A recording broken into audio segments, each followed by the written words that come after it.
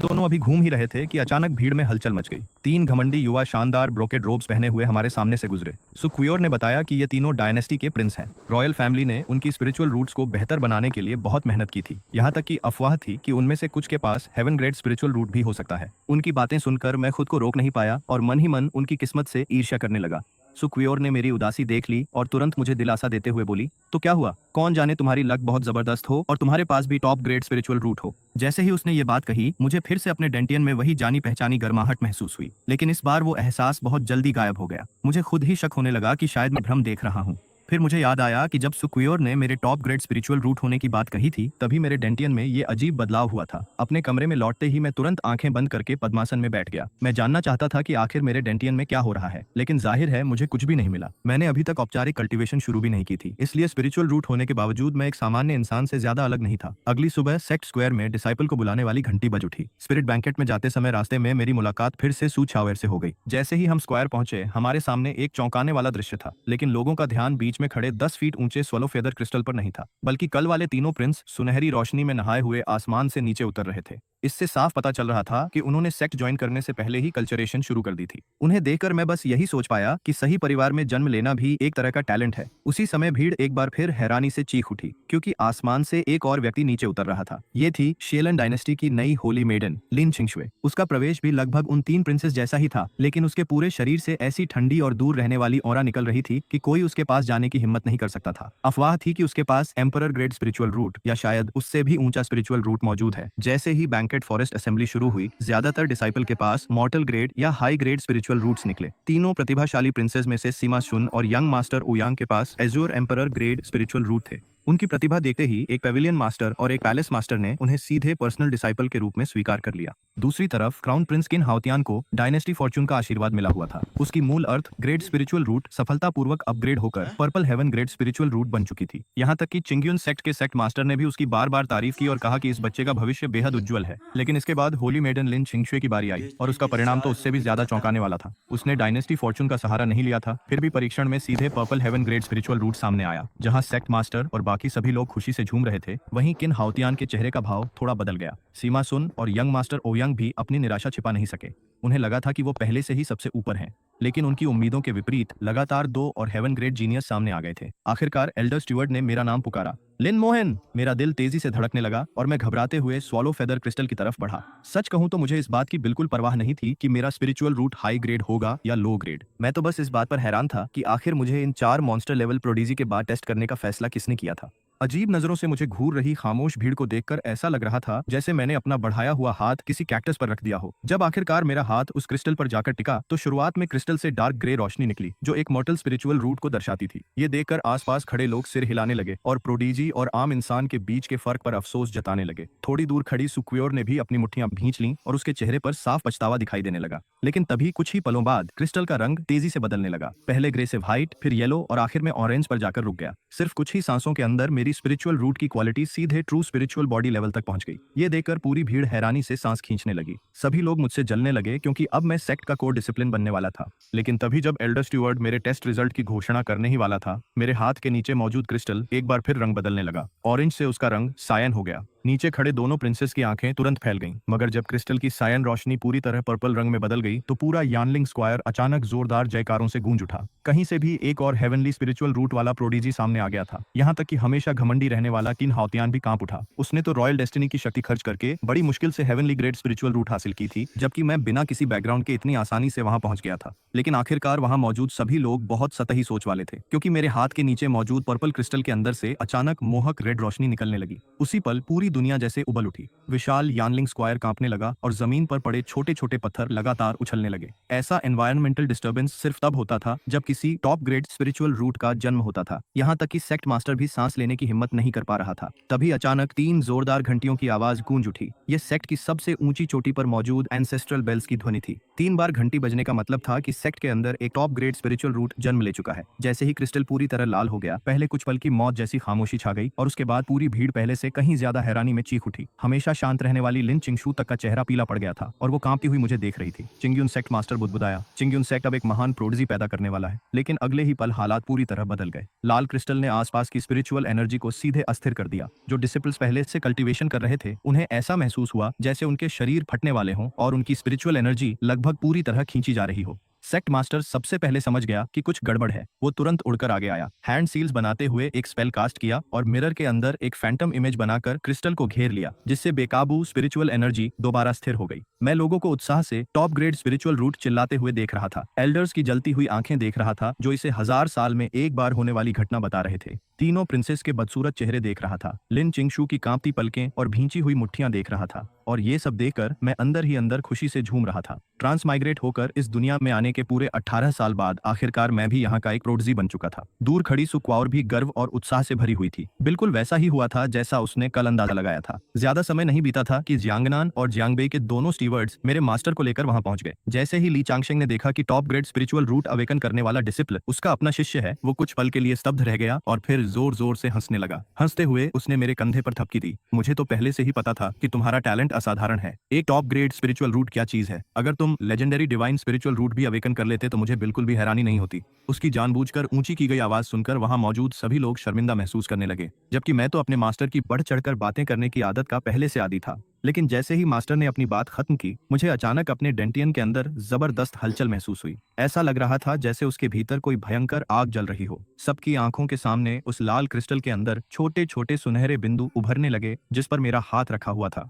हवा में golden bell को नियंत्रित कर रहा सेक्ट मास्टर अचानक अपना चेहरा बदल बैठा। उसने तुरंत वॉइस ट्रांसमिशन के जरिए पूरे चिंगयुन सेक्ट को सन रिटर्निंग फॉर्मेशन बनाने का आदेश दिया। सेक्ट की अलग अलग चोटियों से बहती रोशनी पर चलते हुए अनेक आकृतियां प्रकट हुई। फॉर्मेशन पूरा होने की आवाज के साथ बादलों और धुंध का एक विशाल अरे प्रकट हुआ, जिसने कुछ ही पलों में पूरे चिंगयुन सेक्ट को ढक लिया। अगले ही सेकंड सॉल फेडर क्रिस्टल से सुनहरी रोशनी का विस्फोट हो गया। इसे देखकर सभी लोगों की पलकें फिर से बेकाबू होकर फड़कने लगीं, क्योंकि उन्हें 10,000 साल पुरानी वो कथा याद आ गई जिसके अनुसार golden divine great spiritual root awaken करने वाले लोग 9 प्रोविंसेस के चोजन वन होते थे। जैसे ही स्वलो फेदर क्रिस्टल से चकाचौंध कर देने वाली सुनहरी रोशनी फूटी, सेक्ट की सबसे ऊंची चोटी पर मौजूद एंसेस्ट्रल स्पिरिट्स एक बार फिर गूंज उठे। मेरी हथेली के नीचे मौजूद सोलो फेडर क्रिस्टल तुरंत दरारों से भर गया। अगले ही पल एक कान फाड़ देने वाले धमाके के साथ शुभ संकेतों से भरी सुनहरी तरंगें चारों तरफ फैलने लगीं। सेक्ट मास्टर ने तुरंत सबको सन रेस्टोरिंग अरे मजबूत करने का आदेश दिया, लेकिन उसकी उम्मीद के विपरीत सुनहरी रोशनी ने उसे तैयारी का कोई मौका ही नहीं दिया। आखिरकार ड्रैगन के आकार की एक सुनहरी किरण अरे को तोड़कर आसमान में जा पहुंची और हजारों मील दूर तक फैले पहाड़ों और नदियों को सुनहरे रंग में रंग दिया।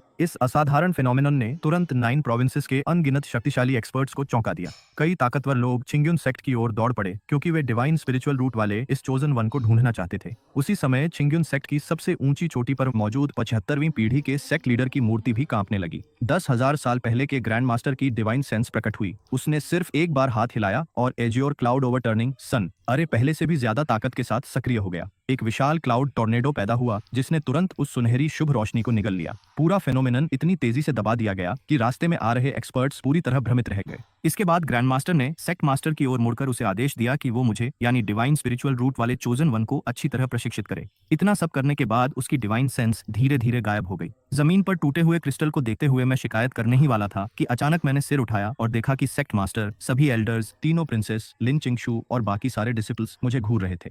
मैं अनजाने में एक कदम पीछे हट गया। मेरे दिल में अजीब सी बेचैनी पैदा हो गई।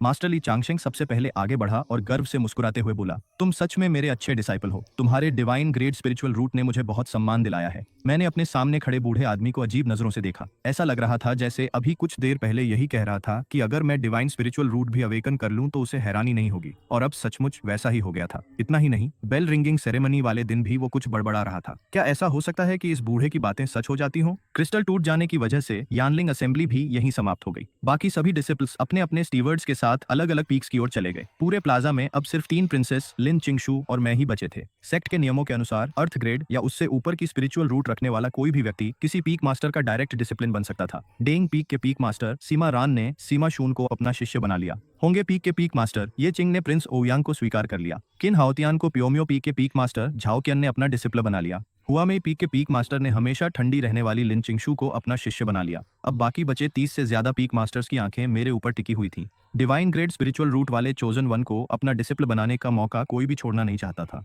सेक्ट मास्टर ली शुआनजी सबसे पहले आगे बढ़ा और मुझे अपना शिष्य बनाने की इच्छा जाहिर की, लेकिन ये चिंग ने तुरंत उसे बीच में रोक दिया और दावा किया कि मेरा कल्टीवेशन पाथ उसकी टीचिंग्स के लिए ज्यादा उपयुक्त है। झाओ कियन और सीमा रान भी तुरंत इस प्रतिस्पर्धा में कूद पड़े। बाकी 32 पीक मास्टर्स ने भी मुझे चारों तरफ से घेर लिया और हर कोई मुझे मनाने की कोशिश करने लगा। एक पीक मास्टर बोला कि वो मुझे अपने भाई जैसा मानकर रखेगा। दूसरे ने वादा किया कि मुझे अनलिमिटेड कल्चरेशन रिसोर्सेज दिए जाएंगे। एक फीमेल पीक मास्टर ने तो सीधे मेरे सामने top grade spiritual Python sword फेंक दी। ये देखकर बाकी लोग भी शांत नहीं रह सके। किसी ने 100 बैटल्स ड्रैगन स्केल आर्मर निकाल लिया जो क्रिएशन रियलम के हमलों को भी झेल सकता था। किसी ने सॉन्ग टैजन जेट ब्रेसलेट और कैओस पीरलेस जेट जैसी अर्थ ग्रेड ट्रेजर्स निकाल ली और भी न जाने कितने खजाने मेरे सामने रख दिए गए। इन पीक मास्टर्स के डायरेक्ट डिसिपल्स तो जलन से लगभग रो ही रहे थे। हालात पूरी तरह बेकाबू होने ही वाले थे कि तभी सेक्ट मास्टर ली शुआनजी अचानक चिल्लाया कि वो मुझे heaven grade wind suppressing treasure उपहार में देगा। उसने हैंड सील्स बनाकर स्पेल कास्ट किया और सेक्ट की सबसे ऊंची चोटी जोर जोर से कांपने लगी। जमीन फटने लगी मानो कोई सुप्रीम ट्रेजर बाहर निकलने वाला हो। ये देखकर बाकी पीक मास्टर्स सचमुच घबरा गए। उन्होंने तुरंत हार मान ली और ली शुआनजी से रुक जाने की विनती करने लगे। मैं बस उस ट्रेजर को देखता रह गया जो जन्म लेने ही वाला था, लेकिन फिर वापस दबा दिया गया। मेरा दिल निराशा से भर गया। उस चालाक बूढ़े लोमड़ी ली शुआनजी ने सचमुच मुझे मुफ्त के गिफ्ट का लालच देकर अपना डिसिप्लिन बनाने की कोशिश की थी। मेरे सामने अर्थ ग्रेड मैजिक ट्रेजर्स का पूरा ढेर लगा हुआ था। इतने सारे खजाने देखकर मेरे पास मना करने का कोई तरीका नहीं बचा। आखिरकार आंखों में आंसू लिए मैंने वहीं पर अप्रेंटिसशिप सेरेमनी पूरी करने के लिए हाँ कर दी। समारोह खत्म होते ही सेक्ट मास्टर ने मेरे मास्टर ली चांगशेंग के सारे अपराध माफ कर दिए। इतना ही नहीं, मुझे पालने पोसने और बड़ा करने के योगदान के बदले उन्हें प्रोटेक्टर का वेस्ट टोकन और पूरे 100 साल की सैलरी इनाम में दी गई। इसके बाद उन्होंने बाकी सभी पीक मास्टर्स को खास तौर पर चेतावनी दी कि मेरे डिवाइन ग्रेड ट्रेजर अवेकन होने की बात किसी भी हालत में बाहर नहीं जानी चाहिए। आखिर में स्पिरिचुअल रूट वाली पूरी घटना को लेकर वो खुद मुझे गोद में उठाकर सेक्ट की सबसे ऊंची चोटी की तरफ ले गए। पीछे उन पीक मास्टर्स का झुंड खड़ा रह गया जिन्हें न कोई डिसिप्लिन मिला था और न ही कोई ट्रेजर। सबके चेहरे कड़वाहट और बेबसी से भरे हुए थे और वो सिर्फ आहें भर सकते थे। सेक्ट मास्टर ली शुआनशी मुझे सबसे ऊंची चोटी की ओर ले जाते हुए रास्ते भर सेक्ट के बारे में अलग अलग बातें बताते जा रहे थे। तभी जब हम फ्लावर पीक के पास से गुजरे, मुझे फूलों की खुशबू के बीच एक बेहद खास सुगंध महसूस हुई। पता नहीं क्यों, लेकिन मेरे मुंह से अचानक एक कविता निकल गई। एक अलग तरह का दुख, छिपी हुई नाराजगी और दबा हुआ क्रोध। मेरी बात सुनकर सेक्ट मास्टर तुरंत चौंक गए। फिर उन्होंने मेरी तारीफ करते हुए कहा कि मुझे सच में चोजन वन कहना गलत नहीं होगा, क्योंकि मैंने फ्लावर पीक मास्टर के मन की बात तक समझ ली थी। आखिरकार हम सेक्ट की सबसे ऊंची चोटी पर पहुंच गए। वहां मैंने पहली बार उस पर्पल गोल्ड एंसेस्टर लाइट को देखा जो शिखर के ऊपर तैर रही थी। उसकी चमक इतनी जबरदस्त थी कि नजरें हटाना मुश्किल हो रहा था। सेक्ट मास्टर ने बताया कि ये ग्रैंड मास्टर द्वारा छोड़ी गई एक पवित्र वस्तु है। पहले इसके पास भविष्य के शुभ अशुभ संकेत देखने और प्रतिभाशाली लोगों को पहचानने की क्षमता थी, लेकिन पहले ये ज्यादा से ज्यादा सिर्फ 3 बार ही गूंजती थी, जबकि मेरे मामले में एंसेस्टर लाइट अनगिनत बार बज उठी थी। एजियोर क्लाउड हॉल में पहुंचने के बाद सेक्ट मास्टर ने बेहद गंभीर चेहरे के साथ मुझसे हेवनली डेव की शपथ दिलवाई। मुझे डर था कि भविष्य में डेव लाइनेज हासिल करने के बाद कहीं मुझे चिंग्यून सेक्ट की रक्षा करने की जिम्मेदारी न उठानी पड़े, इसलिए मैंने बिना किसी झिझक के सिर झुकाकर शपथ ले ली। उसी पल मुझे ऐसा महसूस हुआ जैसे कोई दिव्य इच्छा मेरे माथे पर उतर आई हो। तभी मुझे समझ आया कि डिवाइन बॉन्ड आखिर कैसे काम करता है। इसके बाद सेक्ट लीडर ने अपनी 2 उंगलियां मेरे सीने पर रखी और पर्पल ची ईस्टवर्ड स्क्रिप्चर मेरे दिमाग में ट्रांसफर कर दिया। ये mid grade heavenly rank scripture था और चिंग्यून सेक्ट की असली मेंटल कल्टीवेशन मेथड मानी जाती थी। कहा जाता था कि इसे पर्पल स्टार सेज के अधूरे पर्पल ची सुप्रीम पॉइंट से विकसित किया गया था। मैंने आंखें बंद की और मेंटल कल्टीवेशन मेथड के अनुसार स्पिरिचुअल एनर्जी को महसूस करना शुरू किया। मेरा कॉन्शियसनेस सी, जो पहले पूरी तरह अंधकारमय था, कुछ देर बाद उसमें छोटे छोटे प्रकाश बिंदु दिखाई देने लगे। वो इतने घने थे मानो अंधेरे में हजारों तारे चमक उठे हों। जल्द ही मेरा डेंटियन भी स्पिरिचुअल एनर्जी से जुड़ गया। सिर्फ कुछ दर्जन सांसों के भीतर ही मेरे आसपास स्पिरिचुअल एनर्जी का एक विशाल भंवर बन गया। आसपास की ऊर्जा पागलों की तरह मेरी ओर खींचने लगी और सीधे मेरे शरीर में समाने लगी। इसमें कोई शक नहीं था कि मैंने बेहद आसानी से QI इंडक्शन पूरा कर लिया था, लेकिन जब मैंने पर्पल QI को महसूस करने की कोशिश की तभी समस्या शुरू हो गई। मैं काफी देर तक कोशिश करता रहा लेकिन कुछ समझ नहीं पाया। मैं पूरी तरह उलझ चुका था। तभी अचानक मेरा दिमाग साफ होने लगा और मुझे कुछ महसूस हुआ। मुझे बिल्कुल पता नहीं था कि सेक्ट मास्टर ली शुआनजी मुझे तनाव और उम्मीद भरी नजरों से देख रहे थे। पहली ही कोशिश में मेरे द्वारा इतनी विशाल स्पिरिचुअल एनर्जी आकर्षित करने का दृश्य देखकर और यानलिंग स्क्वायर में 3000 मील तक फैले शुभ बादलों को याद करके वो मन ही मन सोच रहे थे कि डिवाइन ग्रेड स्पिरिचुअल रूट वाले मेरे जैसे प्रोडेजी के लिए पर्पल एनर्जी महसूस करना तो बच्चों का खेल होना चाहिए। उसी समय सबसे ऊंची छोटी से एक पर्पल वाटरफॉल आसमान से उतरती हुई दिखाई दी। पूरे बादल बैंगनी रंग में रंग गए। चिंग्यून सेक्ट के सभी डिसिपल्स हैरानी से ऊपर देखने लगे। 36 पीक मास्टर्स भी उड़ते हुए वहां पहुंच गए। सभी के चेहरे सदमे से भर गए थे, क्योंकि ये ईस्ट से पर्पल एनर्जी के आगमन का संकेत था। एक ऐसा संकेत जो सेकंड ट्राइब्यूलेशन ब्रेक थ्रू का प्रतीक माना जाता था। लेकिन ये सिर्फ वही दृश्य था जो सबसे ऊंची चोटी के नीचे मौजूद लोग देख पा रहे थे। जहां तक मेरी बात थी, मुझे साफ महसूस हो रहा था कि भारी मात्रा में पर्पल एनर्जी मेरी तरफ खींच रही है। लेकिन जब मैंने आंखें खोली तो हॉल के अंदर कुछ भी नजर नहीं आया। उल्टा मैं उलझन में पड़ गया और अपने मास्टर से पूछ बैठा कि क्या उन्होंने कोई पर्पल एनर्जी देखी है। सेक्ट लीडर को लगा कि मैं पर्पल ऑरा महसूस करने में असफल रहा हूँ, इसलिए उन्होंने मुझे सांत्वना देते हुए कहा कि पहली बार में असफल होना बिल्कुल सामान्य बात है। उन्होंने खुद बताया कि पहली बार पर्पल ऑरा महसूस करने में उन्हें पूरा एक दिन और एक रात लग गई थी। तब जाकर वो उसकी एक बेहद हल्की सी लहर महसूस कर पाए थे। उधर उसी समय सबसे ऊंची चोटी पर्पल शैडो से ढक चुकी थी। 3000 मील लंबी पर्पल ऑरा किसी आकाशगंगा की तरह आसमान से उतर रही थी। चिंग्यून सेक्ट का हर डिसिप्ल घबरा गया। 36 पीक मास्टर्स ने सोचा कि सेक्ट लीडर ट्रिब्यूलेशन से गुजर रहे हैं, इसलिए सभी अपने डिवाइन वेपन्स लेकर दौड़ पड़े और अपने डिसिप्ल्स को फॉर्मेशन बनाने का आदेश देने लगे ताकि मदद की जा सके। सेक्ट लीडर ने तुरंत बाहर मौजूद उन 36 विशाल स्पिरिचुअल एनर्जीज को महसूस कर लिया। शुरुआत में उन्हें लगा कि शायद पीक मास्टर्स कोई विशेष अनुष्ठान करने के लिए सबको इकट्ठा कर रहे हैं, लेकिन जैसे ही वो हॉल से बाहर निकलकर कारण पूछने पहुंचे, उनकी नजर उस अथाह पर्पल ऑरा के महासागर पर पड़ी। उसी पल उन्हें सब समझ आ गया। तो मैंने सचमुच ईस्ट से 3000 मील लंबी पर्पल ऑरा बुला ली। हेवन का चोजन वन आखिर साधारण कैसे हो सकता है? तभी उन्हें एहसास हुआ कि उनकी कल्पना ही बहुत छोटी थी। खुशी से भरकर उन्होंने समझ लिया कि चिंग्यून सेक्ट को सच में एक अनमोल खजाना मिल चुका है। जब बाकी सेक्ट लीडर्स को पता चला कि मैंने सेक्ट ज्वाइन करने के 2 घंटे के अंदर ही ये सब कर दिखाया है, तो सबने ठंडी सांस खींची। पर्पल ऑरा धीरे धीरे गायब होने लगी और आखिरकार सभी लोग अजीब से चेहरे बनाते हुए वहां से लौट गए। क्योंकि मेन हॉल फॉर्मेशन द्वारा सुरक्षित था, इसलिए मुझे बाहर की कोई आवाज सुनाई नहीं दी। इसी वजह से मुझे अंदाजा भी नहीं था कि बाहर क्या तूफान मचा हुआ था। जब सेक्ट लीडर वापस हॉल में आए तो रहस्यमयी मुस्कान के साथ बोले, ज्यादा मत सोचो, मैं पहले ही पर्पल ऑरा महसूस करने में सफल हो चुका हूँ। इसके बाद उन्होंने मुझे पहाड़ के बीचों बीच स्थित क्यूलिन हॉल में रहने का आदेश दिया, जबकि वो खुद टूट चुके गूज फेडर क्रिस्टल की मरम्मत करने के लिए जल्दी से निकल गए। मैंने अपने मास्टर द्वारा दिया गया स्टोरेज बैग खोला और सभी पीक मास्टर्स द्वारा दिए गए खजाने बाहर निकाल दिए। काफी देर तक उन्हें जांचने और गिनने के बाद आखिरकार मैं चैन की नींद सो गया। अगली सुबह मुझे एल्डर्स का सरमन सुनने जाना था। बाकी सभी डिसाइपल्स और प्रोडिजीज जल्दी जल्दी भाग रहे थे, लेकिन मैं आराम से अपने एक सीनियर अंकल के साथ यात्रा कर रहा था। वो आराम से एक मैजिकल आर्टिफैक्ट पर सवार थे जो किसी दूसरे सीनियर अंकल ने उन्हें दिया था। सफर के दौरान मैंने जिज्ञासा से पूछा कि सेक्ट बाकी प्रोडिजीज को यात्रा के लिए कोई साधन क्यों नहीं देता। मास्टर होंग के सेमिन के दौरान सीमा शून और यंग मास्टर ओ यांग बार बार इधर उधर देख रहे थे। क्योंकि ये बुनियादी बातें वो पहले ही सुन चुके थे, इसलिए उनका ध्यान कहीं और था। लेकिन होंग त्यानशेंग अपनी निष्पक्षता के लिए मशहूर थे। उन्होंने दोनों को जमकर डांटा और सजा के तौर पर 3 दिन के सॉलिटरी कन्फाइनमेंट में बिना खाना दिए बंद रहने का आदेश दे दिया। यहाँ तक कि सेक्ट के प्रोडिजीज को भी उनके सामने सीधा रहना पड़ता था। दुर्भाग्य से मैं बहुत सुबह उठ गया था, इसलिए सेरेमन सुनते सुनते मेरी आंख लग गई और मैं खर्राटे मारने लगा।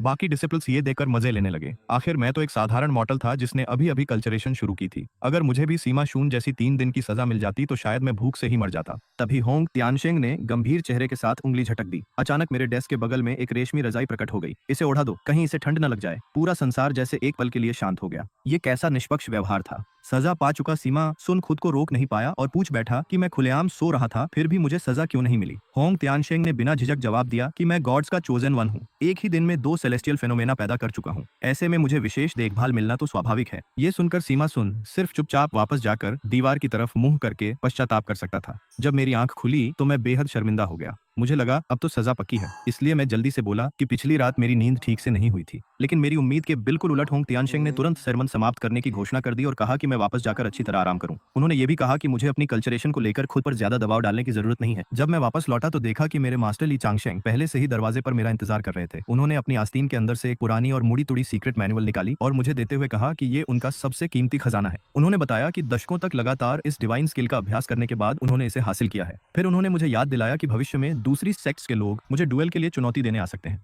आखिर मैं अब सेक्ट का सबसे बड़ा प्रोडजी था और ऐसे मुकाबलों में मेरा शामिल होना लगभग तय था। हालांकि मेरी टैलेंट असाधारण थी, लेकिन मैंने सिर्फ एक दिन पहले ही कल्टीवेशन शुरू की थी, इसलिए शर्मनाक हार से बचने के लिए मुझे जल्द से जल्द कोई डिवाइन एबिलिटी सीखनी जरूरी थी। अगली सुबह मैं उड़कर जिक्सियाओ पीक के डिवाइन एबिलिटी पैविलियन पहुंचा ताकि अपने लिए एक डिवाइन एबिलिटी चुन सकूं। लेकिन पैविलियन पहुंचते ही मैंने देखा कि लिन चिंगशू पहले अपना वेस्ट टोकन दिखाती है, तभी उसे अंदर जाने दिया जाता है। तभी मुझे एहसास हुआ कि मेरे पास तो कोई वेस्ट टोकन है ही नहीं। पवेलियन की रखवाली कर रहे बूढ़े व्यक्ति ने मुझे एक नजर में पहचान लिया। उन्होंने बेहद गर्मजोशी से मेरा स्वागत किया और सीधे अंदर जाने दिया। इतना ही नहीं, उन्होंने मुझे पवेलियन की सभी फ्लोर्स देखने की अनुमति भी दे दी। मैं बिना समय गंवाए सीधे 6ठे फ्लोर की तरफ बढ़ गया, क्योंकि वहीं पर एक हेवनली ग्रेट डिवाइन एबिलिटी छिपी हुई थी। अलग अलग आकार की कुल 7 पत्थर की मूर्तियां वहां रखी हुई थीं। मैं उन्हें ध्यान से देखने ही वाला था कि तभी किसी ने मुझे आवाज दी, उस व्यक्ति ने अपना नाम हुआंग ताई बताया और कहा कि वो भी इस सेक्ट का डिसिपल बन चुका है। तभी मेरे सीनियर ब्रदर लू शेनफेंग ने बड़े उत्साह से मेरे सामने मौजूद इन स्टोन कार्विंग्स का परिचय कराया। उसने बताया कि इनके अंदर हेवनली ग्रेट डिवाइन पावर छिपी हुई है और कल्टीवेशन शुरू करने के लिए इंसान को पहले उसके साथ रेजोनेंस स्थापित करनी पड़ती है।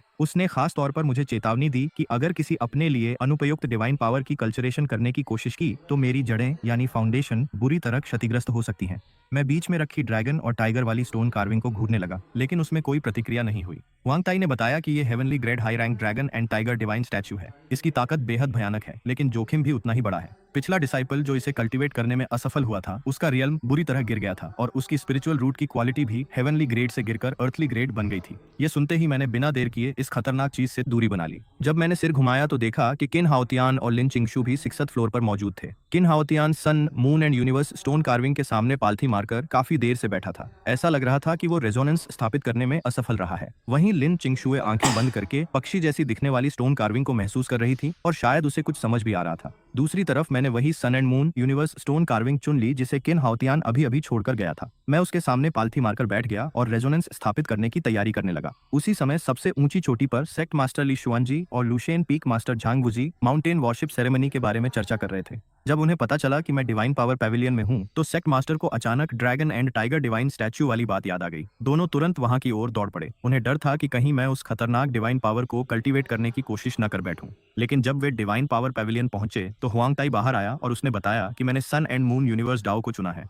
ये सुनकर दोनों ने राहत की सांस ली। झांग वुजी हंसते हुए बोला कि dragon and tiger divine statue को छोड़कर बाकी कोई डिवाइन पावर किसी असाधारण फिनोमिनन को जन्म नहीं दे सकती, इसलिए ली शुआनजी को चिंता करने की जरूरत नहीं है। लेकिन जैसे ही उसने ये बात पूरी की, डिवाइन पावर पैविलियन के अंदर से एक भनभनाहट जैसी आवाज आई और एक अजीब फ्लक्चुएशन चारों तरफ फैल गई। असल में मैं अभी अभी sun and moon universe stone carving के सामने बैठा था। मैंने कल्चरेशन शुरू भी नहीं की थी कि मुझे स्टोन स्कल्प्टर के अंदर की फ्लक्चुएशन अपनी हार्टबीट के साथ तालमेल बनाती हुई महसूस होने लगी। तर्क के हिसाब से तो सिर्फ एक विचार के साथ मुझे डिवाइन पावर मिल जानी चाहिए थी, लेकिन मुझे हमेशा लग रहा था कि कुछ न कुछ अधूरा है। इसलिए मैं बार बार उसे महसूस करता रहा, उसकी गहराइयों को टटोलता रहा, लेकिन उसके असली रहस्य को पकड़ नहीं पा रहा था। किन हाओतियान मुझे लगातार देख रहा था। वो मन ही मन बड़बड़ाया कि मेरे टैलेंट और स्पिरिचुअल रूट को देखते हुए मुझे इसे आसानी से महसूस कर लेना चाहिए। हालांकि दिल के किसी कोने में वो चाहता था कि मैं असफल हो जाऊं। तभी जब मैंने दूसरा विकल्प स्वीकार करने का फैसला किया, अचानक मेरा स्टोन स्कल्प्टर के साथ एक बेहद मजबूत कनेक्शन स्थापित हो गया। उसके अंदर मौजूद विशाल डिवाइन पावर चांदी के ड्रैगन जैसे झरने की तरह सीधे मेरे दिमाग में घुसने लगी। उसी समय स्टोन स्कल्पचर जोर जोर से कांपने लगी और उससे निकलने वाली गर्जना लगातार तेज होती गई। ये देखकर किन हाओतियान और लिन चिंगशु पूरी तरह स्तब्ध रह गए। उनके मुंह से एक शब्द तक नहीं निकला। डिवाइन पावर पैविलियन के बाहर सेक्ट मास्टर ली शुआनजी और बाकी लोगों ने भी उस फ्लक्चुएशन को महसूस किया और उनके चेहरे तुरंत बदल गए। उसने फौरन डिसिपल्स को वहां से हटने का आदेश दिया और सबको चेतावनी दी कि यह फेनोमेन बेहद विनाशकारी हो सकता है। सभी लोग तुरंत सुरक्षित जगहों की ओर हटने लगे। पैविलियन के अंदर मौजूद डिसिपल्स तेजी से बाहर निकल गए। किन हाओतियान और लिन चिंगशु भी एक के बाद एक उड़कर बाहर आ गए, लेकिन मैं अकेला वहीं स्टोन स्कल्पचर के सामने पालथी मारकर बैठा रहा। स्टोन स्कल्पचर पहले से भी ज्यादा जोर से कांपने लगी और आखिरकार एक कान फाड़ देने वाली गर्जना के साथ फट गई। उसी पल पहाड़ों, नदियों, सूर्य और चंद्रमा का एक विशाल फिनोमिनॉन मेरे शरीर से फैलना शुरू हो गया। 7 मंजिला डिवाइन पावर पैविलियन देखते ही देखते राख में बदल गया। ली शुआनजी और बाकी पीक मास्टर्स ने अपनी शक्ति मिलाकर पवेलियन के चारों ओर एक सुनहरी घंटी का फैंटम तैयार किया, लेकिन फिनोमिनन के टकराते ही वो गोल्डन बेल पल भर में चकनाचूर हो गई। सबसे ऊंची चोटी पर मौजूद एंसेस्ट्रल बेल लगातार 3 बार बजी। ये सुप्रीम डिवाइन पावर के प्रकट होने का संकेत था। पूरे सेक्ट के 35 पीक मास्टर्स और 108 गार्डियंस तुरंत वहां पहुंच गए। जब उन्होंने देखा कि चिंग्युन सेक्ट सूर्य और चंद्रमा की शक्ति से उलट-पुलट हो चुका है और पहाड़ों व नदियों के ऊपर भ्रम जैसी छवियां छाई हुई हैं, तो हर कोई दंग रह गया। मैं शून्य में तैर रहा था और डिवाइन लॉज मेरे चारों ओर नदियों की तरह बह रही थी। क्रिम्सन सन के टूटने और ब्राइट मून के नदी में गिरने की छवि धीरे धीरे मेरी सीमाओं से बाहर जाने लगी। ऐसा लग रहा था जैसे पूरा यूनिवर्स अराजकता में डूबता जा रहा हो। पीक मास्टर्स ने अफसोस जताया कि मेरा कल्टीवेशन लेवल अभी बहुत कम है और शायद मैं इस सुप्रीम डिवाइन पावर को पूरी तरह हासिल नहीं कर पाऊंगा। लेकिन तभी गार्डियंस के बीच से मेरे मास्टर ली चांगशेंग हवा में कदम रखते हुए आगे आए। उन्होंने अपनी मुट्ठियां भींची और जोर से चिल्लाए, लेन मोहेन, तुम जरूर कर सकते हो, मुझे तुम पर भरोसा है। तुम सूर्य और चंद्रमा को अपने हाथों में थाम सकते हो और यूनिवर्स में फिर से व्यवस्था ला सकते हो। जैसे ही ली चांगशेंग ने ये शब्द कहे, मैं अचानक खड़ा हो गया। मेरे शरीर के अंदर एक रहस्यमयी शक्ति उमड़ पड़ी। मैंने दांत भींच लिए और सारी डिवाइन पावर तथा डिवाइन लॉज को अपने अंदर समाहित करना शुरू कर दिया। टूटे हुए पहाड़ फिर से सीधे खड़े हो गए। नदी उल्टी दिशा में बहने लगी। बिखरा हुआ यूनिवर्स दोबारा व्यवस्थित हो गया। सिकुड़ चुके सूर्य और चंद्रमा उड़कर मेरी हथेलियों में आ गए। मेरे पैरों के नीचे मौजूद पहाड़ उखड़कर ऊपर उठ गए और मेरे शरीर को सहारा देने लगे। मैंने आंखें खोली, उनमें सुनहरी रोशनी चमक रही थी। फिर मैंने जोर से घोषणा की, मैं सूर्य और चंद्रमा को अपने हाथों में थामता हूँ। मैं आसमान से सितारे तोड़ सकता हूँ। इस दुनिया में मेरे जैसा कोई नहीं है। मेरी आवाज हेवनली बेल की तरह पूरे चिंग्युन सेक्ट में गूंज उठी। धीरे धीरे फेनोमेनोन सिकुड़कर मेरे शरीर में समाने लगा। उसी समय मेरे पैरों के नीचे एक क्यानकुन डायग्राम बन गया और मुझे उठाकर सबके सामने ले आया। ली शुआन जी खुशी से झूम उठे और मुझसे पूछा कि मुझे किस तरह का इनाम चाहिए। मैंने बिना सोचे जवाब दिया, मैं अभी अभी हासिल की गई डिवाइन एबिलिटी की ताकत को परखना चाहता हूँ। ये सुनते ही सीनियर ब्रदर हुआंगताई तुरंत आगे आ गया। उसने खुद को वॉलंटियर किया और यहाँ तक कि अपना कल्टीवेशन लेवल दबाकर स्पिरिट सोल रियलम तक ले आया। मैं क्वानकुन डायग्राम पर खड़ा होकर उसकी शक्ति को महसूस करने लगा। जैसे जैसे स्पिरिचुअल एनर्जी पागलों की तरह मेरे शरीर में भरने लगी, क्यानकुन डायग्राम 10 झांग से बढ़कर 100 झांग से भी ज्यादा विशाल हो गया। उसकी भयानक शक्ति चारों दिशाओं में फैलने लगी। हुआंगताई को तुरंत एहसास हो गया कि कुछ गड़बड़ है। उसने अपना दबाया हुआ कल्चरेशन वापस खोलने और पीछे हटने की कोशिश की, लेकिन तब तक बहुत देर हो चुकी थी। मैंने विशाल क्यानकुन डायग्राम को उसकी तरफ फेंक दिया और चिल्लाया, सीनियर ब्रदर भागिए मत। हुआंगताई पीछे हटते हुए अपनी दबाई हुई शक्ति को पूरी तरह मुक्त करने लगा। अगले ही पल उसके शरीर से peak nascent soul realm expert जैसी ऑरा फूट पड़ी। उसे विश्वास था कि वो इस हमले को झेल लेगा, लेकिन अगले ही क्षण क्वानकुन डायग्राम सीधे उस पर जा गिरा। निर्णायक समय पर सेक्ट मास्टर ने हस्तक्षेप किया। उन्होंने क्वानकुन डायग्राम की शक्ति को बिखेर दिया और उग्र स्पिरिचुअल फ्लक्चुएशन को शांत कर दिया। जब सब कुछ शांत हुआ तो मैंने देखा कि हुआंगताई बिल्कुल सुरक्षित था। इसे देखकर मैं थोड़ा निराश हो गया। मैंने सिर हिलाते हुए कहा, इस तथाकथित सुप्रीम डिवाइन एबिलिटी की ताकत तो बस ठीक ठाक ही है। मेरी बात सुनते ही आसपास मौजूद डिसिपल्स की आंखों में लगभग आंसू आ गए। मैं सिर्फ 3 दिनों से कल्चरेशन कर रहा था, फिर भी मैंने peak nascent soul realm expert को पीछे हटने पर मजबूर कर दिया था। उनकी नजरों में मेरी तुलना में वे खुद बेहद साधारण लग रहे थे। सेक्ट मास्टर ली शुआन जी ने मेरी जमकर तारीफ की और फिर सभी को अपने अपने पीक्स पर लौटकर कल्चरेशन जारी रखने का आदेश दे दिया। क्यूलिन हॉल में लौटने के बाद मैं अभी अभी आराम करने के लिए लेटा ही था कि बाहर से किसी की आवाज सुनाई दी। दरवाजा खोलने पर मैंने एक ऐसे व्यक्ति को देखा जिसे मैं पहचानता नहीं था। पूछने पर पता चला कि उसका नाम लू युआन है। वो 30 साल पहले चिंग्युन सेक्ट में शामिल हुआ था। अब वो एक इनर डिसिप्लिन था और जेड फॉरेस्ट रियलम के लेसर्स कंप्लीशन स्टेज तक पहुंच चुका था। वो मुझसे एल्केमी स्क्रिप्चर पैविलियन से लेवल 3 एल्केमी मैनुअल लाने में मदद मांगने आया था। वो लंबे समय से लेवल 3 एल्केमिस्ट पर अटका हुआ था, लेकिन उसके पास इतने कंट्रीब्यूशन पॉइंट्स नहीं थे कि पैविलियन के ऊंचे फ्लोर्स में जा सके और जरूरी मैनुअल हासिल कर सके। जब उसने देखा कि मैंने बिना किसी हिचकिचाहट के उसकी मदद के लिए हाँ कर दी है, तो वो मुस्कुराया और मेरी तारीफ करते हुए बोला, लिन मोहन, तुम्हारा टैलेंट असाधारण है। तुम्हारी कल्टीवेशन स्पीड इतनी तेज है कि तुम हर दिन हजारों मील आगे बढ़ोगे। हो सकता है कि तुम्हें खुद पता भी न चले और तुम ब्रेक थ्रू कर जाओ। जैसे ही उसने ये बात कही, मुझे अचानक कुछ अजीब महसूस हुआ। मेरा डेंटियन गर्म होने लगा। हालांकि थोड़ी देर बाद वो एहसास अपने आप गायब हो गया। खुद को शांत करने के बाद मैंने लू युआन को अलविदा कहा और तुरंत स्पिरिट मेडिसिन पीक की तरफ उड़ गया, जहां एल्केमी स्क्रिप्चर पैविलियन स्थित था। पैविलियन की रखवाली कर रहे बूढ़े व्यक्ति ने जैसे ही मुझे देखा, उसने बिना एक शब्द कहे मुझे अंदर जाने दिया।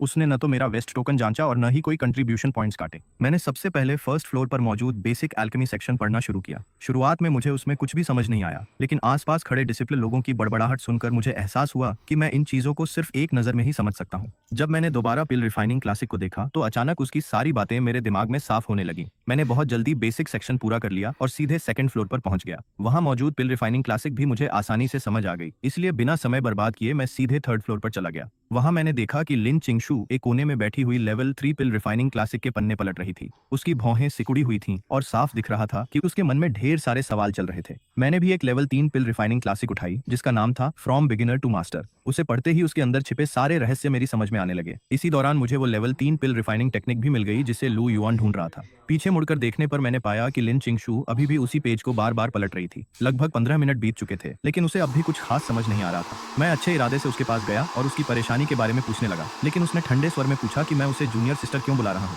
उसने कहा कि मैं तो उसके ओपोनेंट से ज्यादा उसकी सीनियर सिस्टर जैसा लग रहा हूँ। उसकी बात सुनकर मैं मुस्कुरा दिया और बोला कि सीखने की दुनिया में एक क्रम होता है, जो किसी विषय में निपुण हो जाए वो दूसरों का टीचर भी बन सकता है। एल्केमी के बारे में मुझे भी थोड़ी जानकारी है, शायद मैं उसके सवालों का जवाब दे सकूं। लिन चिंगशू को मेरी बात पर यकीन नहीं हुआ, लेकिन फिर भी उसने अपनी एल्केमी मैनुअल मेरे हाथ में थमा दी। मैंने उसे आराम से पलटा और यिन यांग हार्मनी तथा स्ट्रेंथ और जेंटलनेस के बैलेंस का सिद्धांत समझाना शुरू किया। मेरी व्याख्या सुनकर सिर्फ लिन चिंगशू ही नहीं बल्कि आसपास सुन रहे कई डिसाइपल भी अचानक एनलाइटनमेंट हासिल कर बैठे और खुशी से झूम उठे। लिन चिंगशुए मेरी विद्वता से प्रभावित तो हुई, लेकिन हार मानने को तैयार नहीं थी। उसने बस मुझे एक तरफ धकेला, खिड़की से बाहर उड़ गई और वहां से चली गई। कई एल्केमी मैनुअल लेने के बाद मैं वापस क्यूलिन हॉल पहुंचा और लेवल 3 एल्केमी मैनुअल लू युआन को सौंपी। उसे देखकर लू युआन की खुशी का ठिकाना नहीं रहा। उसने जल्दी जल्दी मेरा धन्यवाद किया और तुरंत वहां से निकल गया। दूसरी तरफ पता नहीं कैसे लिन चिंगशू के साथ मेरी मुलाकात की खबर पूरे सेक्ट में फैल गई। देखते ही देखते अफवाहों का बाजार गर्म हो गया। गया। कोई कह रहा था कि हम दोनों फ्लर्ट कर रहे थे तो कोई दावा कर रहा था कि हम गहरे प्यार में डूब चुके हैं। कहानियां इतनी बढ़ा चढ़ाकर सुनाई जाने लगी कि घर पर बैठे बैठे मुझे लगातार 3 बार छींक आ गई। मैं तो यही सोच रहा था कि शायद कोई मेरी खूबसूरती की तारीफ कर रहा होगा।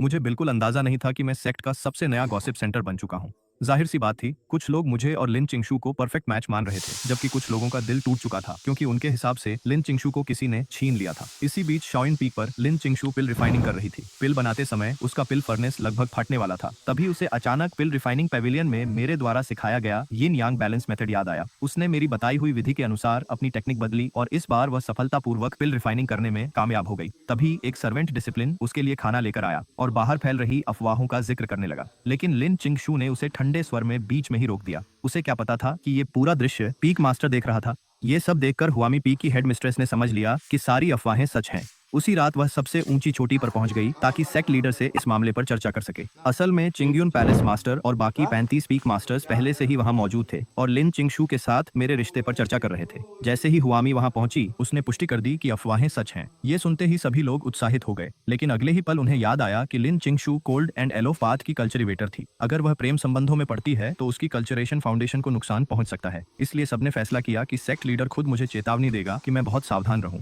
उसी समय मैं क्यूलिन पैलेस में बैठा एल्केमी स्क्रिप्चर्स पढ़ रहा था, तभी अचानक लिन चिंगशू वहां आ पहुंची। उसने मुझे व्हाइट एम्परर जेड लॉर्ड्स भेंट की, जो केवल हर 50 साल में एक बार खिलती थी। उसने कहा कि ये एल्केमी में मेरी मदद के लिए धन्यवाद स्वरूप उपहार है। मैं तो बस सामान्य तरीके से उसे स्वीकार करना चाहता था, लेकिन अचानक लॉटस रोशनी की एक धारा बनकर मेरे शरीर में समा गई। उसी पल मुझे महसूस हुआ कि मेरी स्पिरिचुअल एनर्जी का प्रवाह लगभग 10% बढ़ गया है। मेरी कल्टीवेशन स्पीड देखकर लिन चिंगशू भी हैरान रह गई और वहीं खड़ी रह गई। तभी अचानक सेक्ट लीडर और कई पीक मास्टर्स ने दरवाजा खोलकर अंदर प्रवेश कर लिया। जैसे ही उन्होंने हमारे हाथों को एक दूसरे को छूते देखा, उन्होंने तुरंत गलत मतलब निकाल लिया और समझ बैठे कि हमारे बीच कुछ खास चल रहा है। शर्मिंदगी में वे लोग तुरंत वहां से निकल गए। लिन चिंगशू भी ज्यादा देर रुकना नहीं चाहती थी। जाने से पहले उसने जोर देकर कहा कि रैंकिंग टूर्नामेंट के बिना उसे मेरी जूनियर सिस्टर नहीं माना जा सकता, और फिर वह धीरे धीरे वहां से उड़कर चली गई। दुर्भाग्य से दूसरे डिसिप्लिन ने उसे जाते हुए देख लिया और अफवाहें पहले से भी ज्यादा खतरनाक हो गईं। कुछ लोगों ने तो यहाँ तक कहना शुरू कर दिया कि जल्द ही हमारी शादी होने वाली है क्योंकि लिन चिंगशू गर्भवती है। उस रात देर से सेक्ट लीडर अकेले मुझसे मिलने आया और सीधे मेरे तथा लिन चिंगशू के रिश्ते के बारे में पूछने लगा। मैं बस कड़वी मुस्कान के साथ बोला कि मैंने केवल उसे एल्केमी में मार्गदर्शन दिया था और हमारे बीच किसी भी तरह का रोमांटिक रिलेशनशिप नहीं है। तब जाकर सेक्ट लीडर को समझ आया कि ये सब एक बड़ी गलतफहमी थी। दूसरी तरफ लिन चिंगशू भी शाओइन पीक की पीक मास्टर से बात कर रही थी और अफवाहों को खत्म करने की पूरी कोशिश कर रही थी। अपनी प्रतिष्ठा को नुकसान पहुंचने से बचाने के लिए उसने आखिर फैसला किया कि सबसे अच्छा तरीका ड्यूल होगा। अगली सुबह मैं कल्चरेशन कर रहा था कि अचानक लिन चिंगशू उड़कर मेरे सामने आ गई। उसने अपनी तलवार निकाली और सीधे मेरी तरफ तान दी। जानबूझकर उसने इतनी ऊंची आवाज में बात की कि आसपास के सभी डिसिप्लिन सुन सकें। जैसा उसने सोचा था वैसा ही हुआ। सेक्ट के डिसिप्लिन तुरंत चर्चा करने लगे। कुछ लोग कह रहे थे कि हम लवर्स से एनिमीज बन गए हैं। कुछ लोग जोर जोर से मुझे हार्टलेस स्कॉन्ड्रेल कह रहे थे। फीमेल डिसिप्लिन तो खास तौर पर गुस्से में थीं और मुझे पीटने तक की बात करने लगी। पिल पेविलियन के कई डिसिप्लिन मेरे पक्ष में सच्चाई बताने की कोशिश कर रहे थे, लेकिन किसी ने उनकी बात पर भरोसा नहीं किया। मैंने सोचा कि बस आंखें बंद कर लेता हूं और लिन चिंगशू को एक बार मुझे छुरा घोंपने देता हूं ताकि मामला खत्म हो जाए। बेशक मैं किसी को ये नहीं बताने वाला था कि मेरे कपड़ों के नीचे 100 बैटल्स ड्रैगन स्केल आर्मर छिपा हुआ है। सौभाग्य से उसी समय सेक्ट लीडर ली शुआनजी वहां पहुंच गया। उसने सार्वजनिक रूप से मेरे और लिन चिंगशू के बीच की सारी गलतफहमियां साफ कर दी, भीड़ को तितर-बितर कर दिया और अफवाह फैलाने वाले सभी लोगों को पनिशमेंट हॉल में रिपोर्ट करने का आदेश दे दिया। मामला शांत होने के बाद लिन चिंगशुए शर्मिंदगी में वहां से चली गई। इसके बाद सेक्ट लीडर मुझे चिंग्युन हॉल ले गया और बताया कि अगले दिन कई बड़े सेक्ट सम्मान देने के लिए आने वाले हैं। शुरुआत में उसने किन हाउतियान और लिन चिंगशू को प्रतिनिधि बनाकर भेजने की योजना बनाई थी, लेकिन वांजियान सेक्ट का एक स्वॉर्ड प्रोडिजी हाल ही में दुर्घटना का शिकार हो गया था। इसलिए उसने फैसला किया कि सेक्ट के सबसे नए प्रोडिजी के रूप में अब मैं उनका प्रतिनिधित्व करूंगा। मेरी डिवाइन ग्रेड स्पिरिचुअल रूट को छिपाने के लिए सेक्ट लीडर ने मुझे हेवन कवरिंग मिरर दी। कहा जाता था कि यह मिरर क्रिएशन रियलम से नीचे के किसी भी व्यक्ति की डिवाइन सेंस को रोक सकती है। इसी दौरान सबसे ऊंची चोटी के नीचे सीनियर ब्रदर लू युएन पूरी मेहनत से पिल रिफाइनिंग कर रहा था। मेरे द्वारा लाई गई 3rd लेवल एल्केमी मैनुअल के केवल पहले 5 पन्ने पढ़ने के बाद ही उसे विश्वास हो गया था कि वह 3rd ग्रेड पिल बना सकता है। लंबे समय की मेहनत के बाद आखिर उसका पिल फर्नेस कांपने लगा और उससे धुआं निकलने लगा। आखिरकार वह एक वुड स्पिरिट पिल रिफाइनिंग करने में सफल हो गया। लू युआन खुशी से उछल पड़ा। हाँ, जूनियर ब्रदर, मैं तुम्हारा बहुत बड़ा कर्जदार हूँ। तुम्हारी कल्चरेशन दिन दूनी रात चौगुनी बढ़े। उसे बिल्कुल अंदाजा नहीं था कि उसी समय मैं क्यूलिन हॉल में पागलों की तरह लाटरीन ढूंढ रहा था। पूरा हॉल छान मारने के बाद भी जब मुझे कुछ नहीं मिला तो मैंने सोचा कि सीनियर ब्रदर लू युआन के यहाँ जाकर उसका इस्तेमाल कर लेता हूँ। तभी अचानक मेरा डेंटियन धड़क उठा। पर्पल ची ईस्टवर्ड स्क्रिप्चर अपने आप तेज गति से चलने लगी। स्पिरिचुअल एनर्जी की एक प्रचंड धारा विशाल नदी की तरह मेरे शरीर में दौड़ने लगी। अगर कुछ अप्रत्याशित नहीं हुआ तो मैं अपनी कल्चरेशन रियलम ब्रेक थ्रू करने वाला था। मजबूरी में मैं जमीन पर पद्मासन लगाकर बैठ गया और हैंड सील्स बनाने लगा। मेरा ऑरा लगातार बढ़ने लगा और चारों तरफ पर्पल ची फैल गई। आसमान में मौजूद विशाल सफेद बादल तेजी से सुनहरे रंग में बदलने लगे और उनमें असीम हेवनली माइट समा गई। स्पिरिचुअल फ्लक्चुएशन महसूस करते ही सेक्ट लीडर तुरंत वहां उड़कर पहुंच गया। जैसे ही उसे पता चला कि ब्रेक थ्रू मैं कर रहा हूं, वह पूरी तरह स्तब्ध रह गया। केवल स्पिरिट रियलम में प्रवेश करते समय हेवनली ट्राइब्यूलेशन को आकर्षित करना तो न सिर्फ सेक्ट बल्कि पूरे कल्टीवेशन वर्ल्ड में कभी नहीं सुना गया था। जल्द ही 3600 पीक मास्टर्स और अनगिनत डिसिपल वहां पहुंच गए और थंडरक्लॉड्स के नीचे बैठे मुझे घबराहट के साथ देखने लगे। लेकिन सच तो यह था कि सबसे ज्यादा घबराया हुआ मैं खुद था। हेवनली ट्रिब्यूलेशन की ताकत की वजह से नहीं, बल्कि इसलिए क्योंकि मुझे बहुत जोर से लेट्रिन जाना था। जब मैंने देखा कि लाइटनिंग गिरने में बहुत ज्यादा समय लगा रही है तो आखिर में चिल्ला उठा, थंडर कम। अगले ही पल सुनहरी बिजली आसमान से गिरी और सीधे मुझे घेर लिया। 100 बैटल्स ड्रैगन स्केल आर्मर अपने आप सक्रिय हो गई। एक विशाल गोल्डन ड्रैगन फैंटम प्रकट हुआ और आसमान की ओर दहाड़ते हुए ट्रिब्यूलेशन की शक्ति को मजबूती से रोक लिया। इस मौके का फायदा उठाकर मैंने पागलों की तरह स्पिरिचुअल एनर्जी को एब्जॉर्ब करना शुरू कर दिया। मेरा ऑरा लगातार 3 बार उछला और मैं सीधे स्पिरिट रियलम में प्रवेश कर गया। उसके बाद मैंने अपना हाथ उठाया और क्यानकुन डायग्राम को बुलाया। सिर्फ एक ही बार में उसने हेवनली लाइटनिंग ट्रिब्यूलेशन को टुकड़े टुकड़े करके चकनाचूर कर दिया। मेरे माथे के बीचों बीच चुपचाप एक हेवनली ट्रिब्यूलेशन मार्क उभर आया। अभी अभी मैंने अपना ब्रेक थ्रू पूरा किया था, लेकिन अब मैं पेशाब रोक नहीं पा रहा था। मैं तुरंत क्वानकुन डायग्राम पर चढ़ा और सीधे पहाड़ के नीचे की तरफ उड़ गया। पहाड़ के नीचे मौजूद लू युआन को लगा कि मेरा ब्रेक थ्रू उम्मीद के मुताबिक नहीं हुआ, इसलिए मैं उदास हूँ। वो मुझे दिलासा देने वाले चेहरे के साथ मिलने आया, लेकिन मैं उसे नजरअंदाज करके सीधे घर की तरफ भागा और जोर से चिल्लाया, स्वॉर्ड। ये देकर सेक्ट लीडर लिशुआनजी ने मन ही मन फैसला कर लिया कि किलिन हॉल के पास मेरे लिए एक निजी शौचालय बनवाना ही पड़ेगा। अगली सुबह चिंग्युन सेक्ट का मार्शल आर्ट्स एरिना बेहद चहल पहल से भर गया। सेक्ट का ग्रैंड फॉर्मेशन सक्रिय होते ही बैक्सियांग माउंटेन, तियानायु सेक्ट और दूसरे मित्र सेक्ट के प्रतिभाशाली डिसिपल एक एक करके उड़ते हुए पहुंचने लगे। 100 फ्लावर्स सेक्ट और 10,000 स्वॉर्ड सेक्ट के प्रोडीजी भी आसमान से उतरे और उनका आगमन बेहद शानदार था। 100 फ्लावर्स सेक्ट का हुआ वूकवे हरे कमल पर खड़ा था और हाथ में फोल्डिंग फैन पकड़े हुए था। वहीं 10,000 स्वॉर्ड्स सेक्ट का किलिन चारों तरफ घूमती स्वॉर्ड एनर्जी से घिरा हुआ था और उसके चेहरे पर घमंड साफ दिखाई दे रहा था। दोनों ने सेक्ट मास्टर ली शुआन जी और पीक मास्टर्स को कोई सम्मान नहीं दिया, जिससे वहां मौजूद लोगों के बीच असंतोष फैल गया। तभी सबसे ऊंची चोटी पर सुनहरी रोशनी चमक उठी। मैं क्वानकुन डायग्राम पर खड़ा था और हाथ में 1000 मशीन जेट फैन पकड़े हुए था। ट्रू ड्रैगन का दबाव पूरे मार्शल आर्ट्स एरिना में फैल गया और वहां मौजूद सभी लोग हैरानी से सांसें खींचने लगे। माउंटेन वॉरशिप सेरेमनी शुरू होने के बाद मुकाबले भी शुरू हो गए। सीमा शून और जोफियान की लड़ाई बराबरी पर खत्म हुई। लिन चिंगशू ने अपनी ठंडी स्वॉर्ड एनर्जी के दम पर सिर्फ 5 चालों में सुझे को हरा दिया। किन हाउतियान ने अपनी दबंग ड्रैगन फिस्ट से जीत हासिल की। आखिर में सिर्फ हुआ वूकवे, क्यूलिन और मैं ही ऐसे बचे थे जिन्होंने अभी तक कोई चाल नहीं चली थी। दोनों ने अपनी डिवाइन सेंस मुझ पर केंद्रित कर दी, लेकिन हेवन कवरिंग मिरर ने उन्हें रोक दिया। क्यूलिन सबसे पहले बाहर निकला और मुझे उकसाने लगा, लेकिन वो मेरे सिर्फ एक स्वॉर्ड स्ट्राइक से ही हार गया। हालांकि अंदर से मैं काफी घबराया हुआ था, फिर भी मैंने पीछे हटने से इनकार कर दिया। इसके तुरंत बाद मैंने हुआ वूकवे की कमजोरी सबके सामने उजागर कर दी। तुम्हारी डिवाइन पावर बेहद ताकतवर है, लेकिन तुम्हारे कदम स्थिर नहीं है। अगर मैं तुम्हारे फुटिंग पर हमला कर दूं, तो तुम्हारे पास जवाब देने की कोई ताकत नहीं बचेगी। ये कहने के बाद मैं मुड़ा और जानबूझकर सबको अपनी रहस्यमयी पीठ दिखाते हुए वहां से हट गया। हुआ वूकवे पूरी तरह चौंक गया। उसकी 3000 Lord sleeves laughing divine power में सचमुच फुटिंग की एक बड़ी कमजोरी थी। उसे समझ आ गया कि वो मेरी स्वॉर्ड एनर्जी का सामना नहीं कर पाएगा, इसलिए लड़ाई शुरू होने से पहले ही उसने निराश होकर अपनी डिवाइन पावर वापस ले ली। इस तरह बिना किसी शक के मैं पूरे समारोह का नंबर 1 प्रोडिजी बन गया। माउंटेन वर्शिप सेरेमनी खत्म होने के बाद सेक्ट ने एक भव्य दावत का आयोजन किया। उसी दौरान प्रिंसेस ने सुझाव दिया कि मैं एक कविता सुनाऊं। सबकी नजरें तुरंत मेरी तरफ मुड़ गईं। यहाँ तक कि लिन छिंगशुए भी उत्सुकता से मुझे देखने लगी। मजबूर होकर मैं खड़ा हुआ और कविता सुनाई। एक दिन ऐसा भी आएगा जब हवा और लहरों को चीर दिया जाएगा और विशाल समुद्र को पार करने के लिए पाल ऊंचे उठा दिए जाएंगे। लेकिन जैसे ही कविता पूरी हुई, लिटरेरी चीज सीधे आसमान की तरफ फूट पड़ा। वेनक्व पैविलियन के मास्टर गोंगसन हान तुरंत जांच करने दौड़े आए। स्वर्ग से साहित्यिक प्रतिभा का एक विशाल औरा उतरा। कविता जैसी मधुर ध्वनियां गूंजने लगीं और छत को भेदते हुए वो शक्ति सीधे मेरे ऊपर उतर आई। मैंने तो बस यूं ही कविता सुनाई थी, लेकिन अनजाने में मुझे लिटरेरी रिकॉग्निशन मिल गया। गोंगसन हान को चिंग्युन सेक्ट का एकमात्र लिटरेरी डाओ प्रैक्टिशनर बने सैकड़ों साल हो चुके थे, लेकिन उन्होंने भी ऐसा दृश्य पहले कभी नहीं देखा था। डाओ फॉर्च्यून पूरे चिंग्युन सेक्ट में फैल गया। वेनकू पैविलियन के 100 स्कूल्स ऑफ थॉट की सभी मूर्तियां एक साथ गूंज उठीं।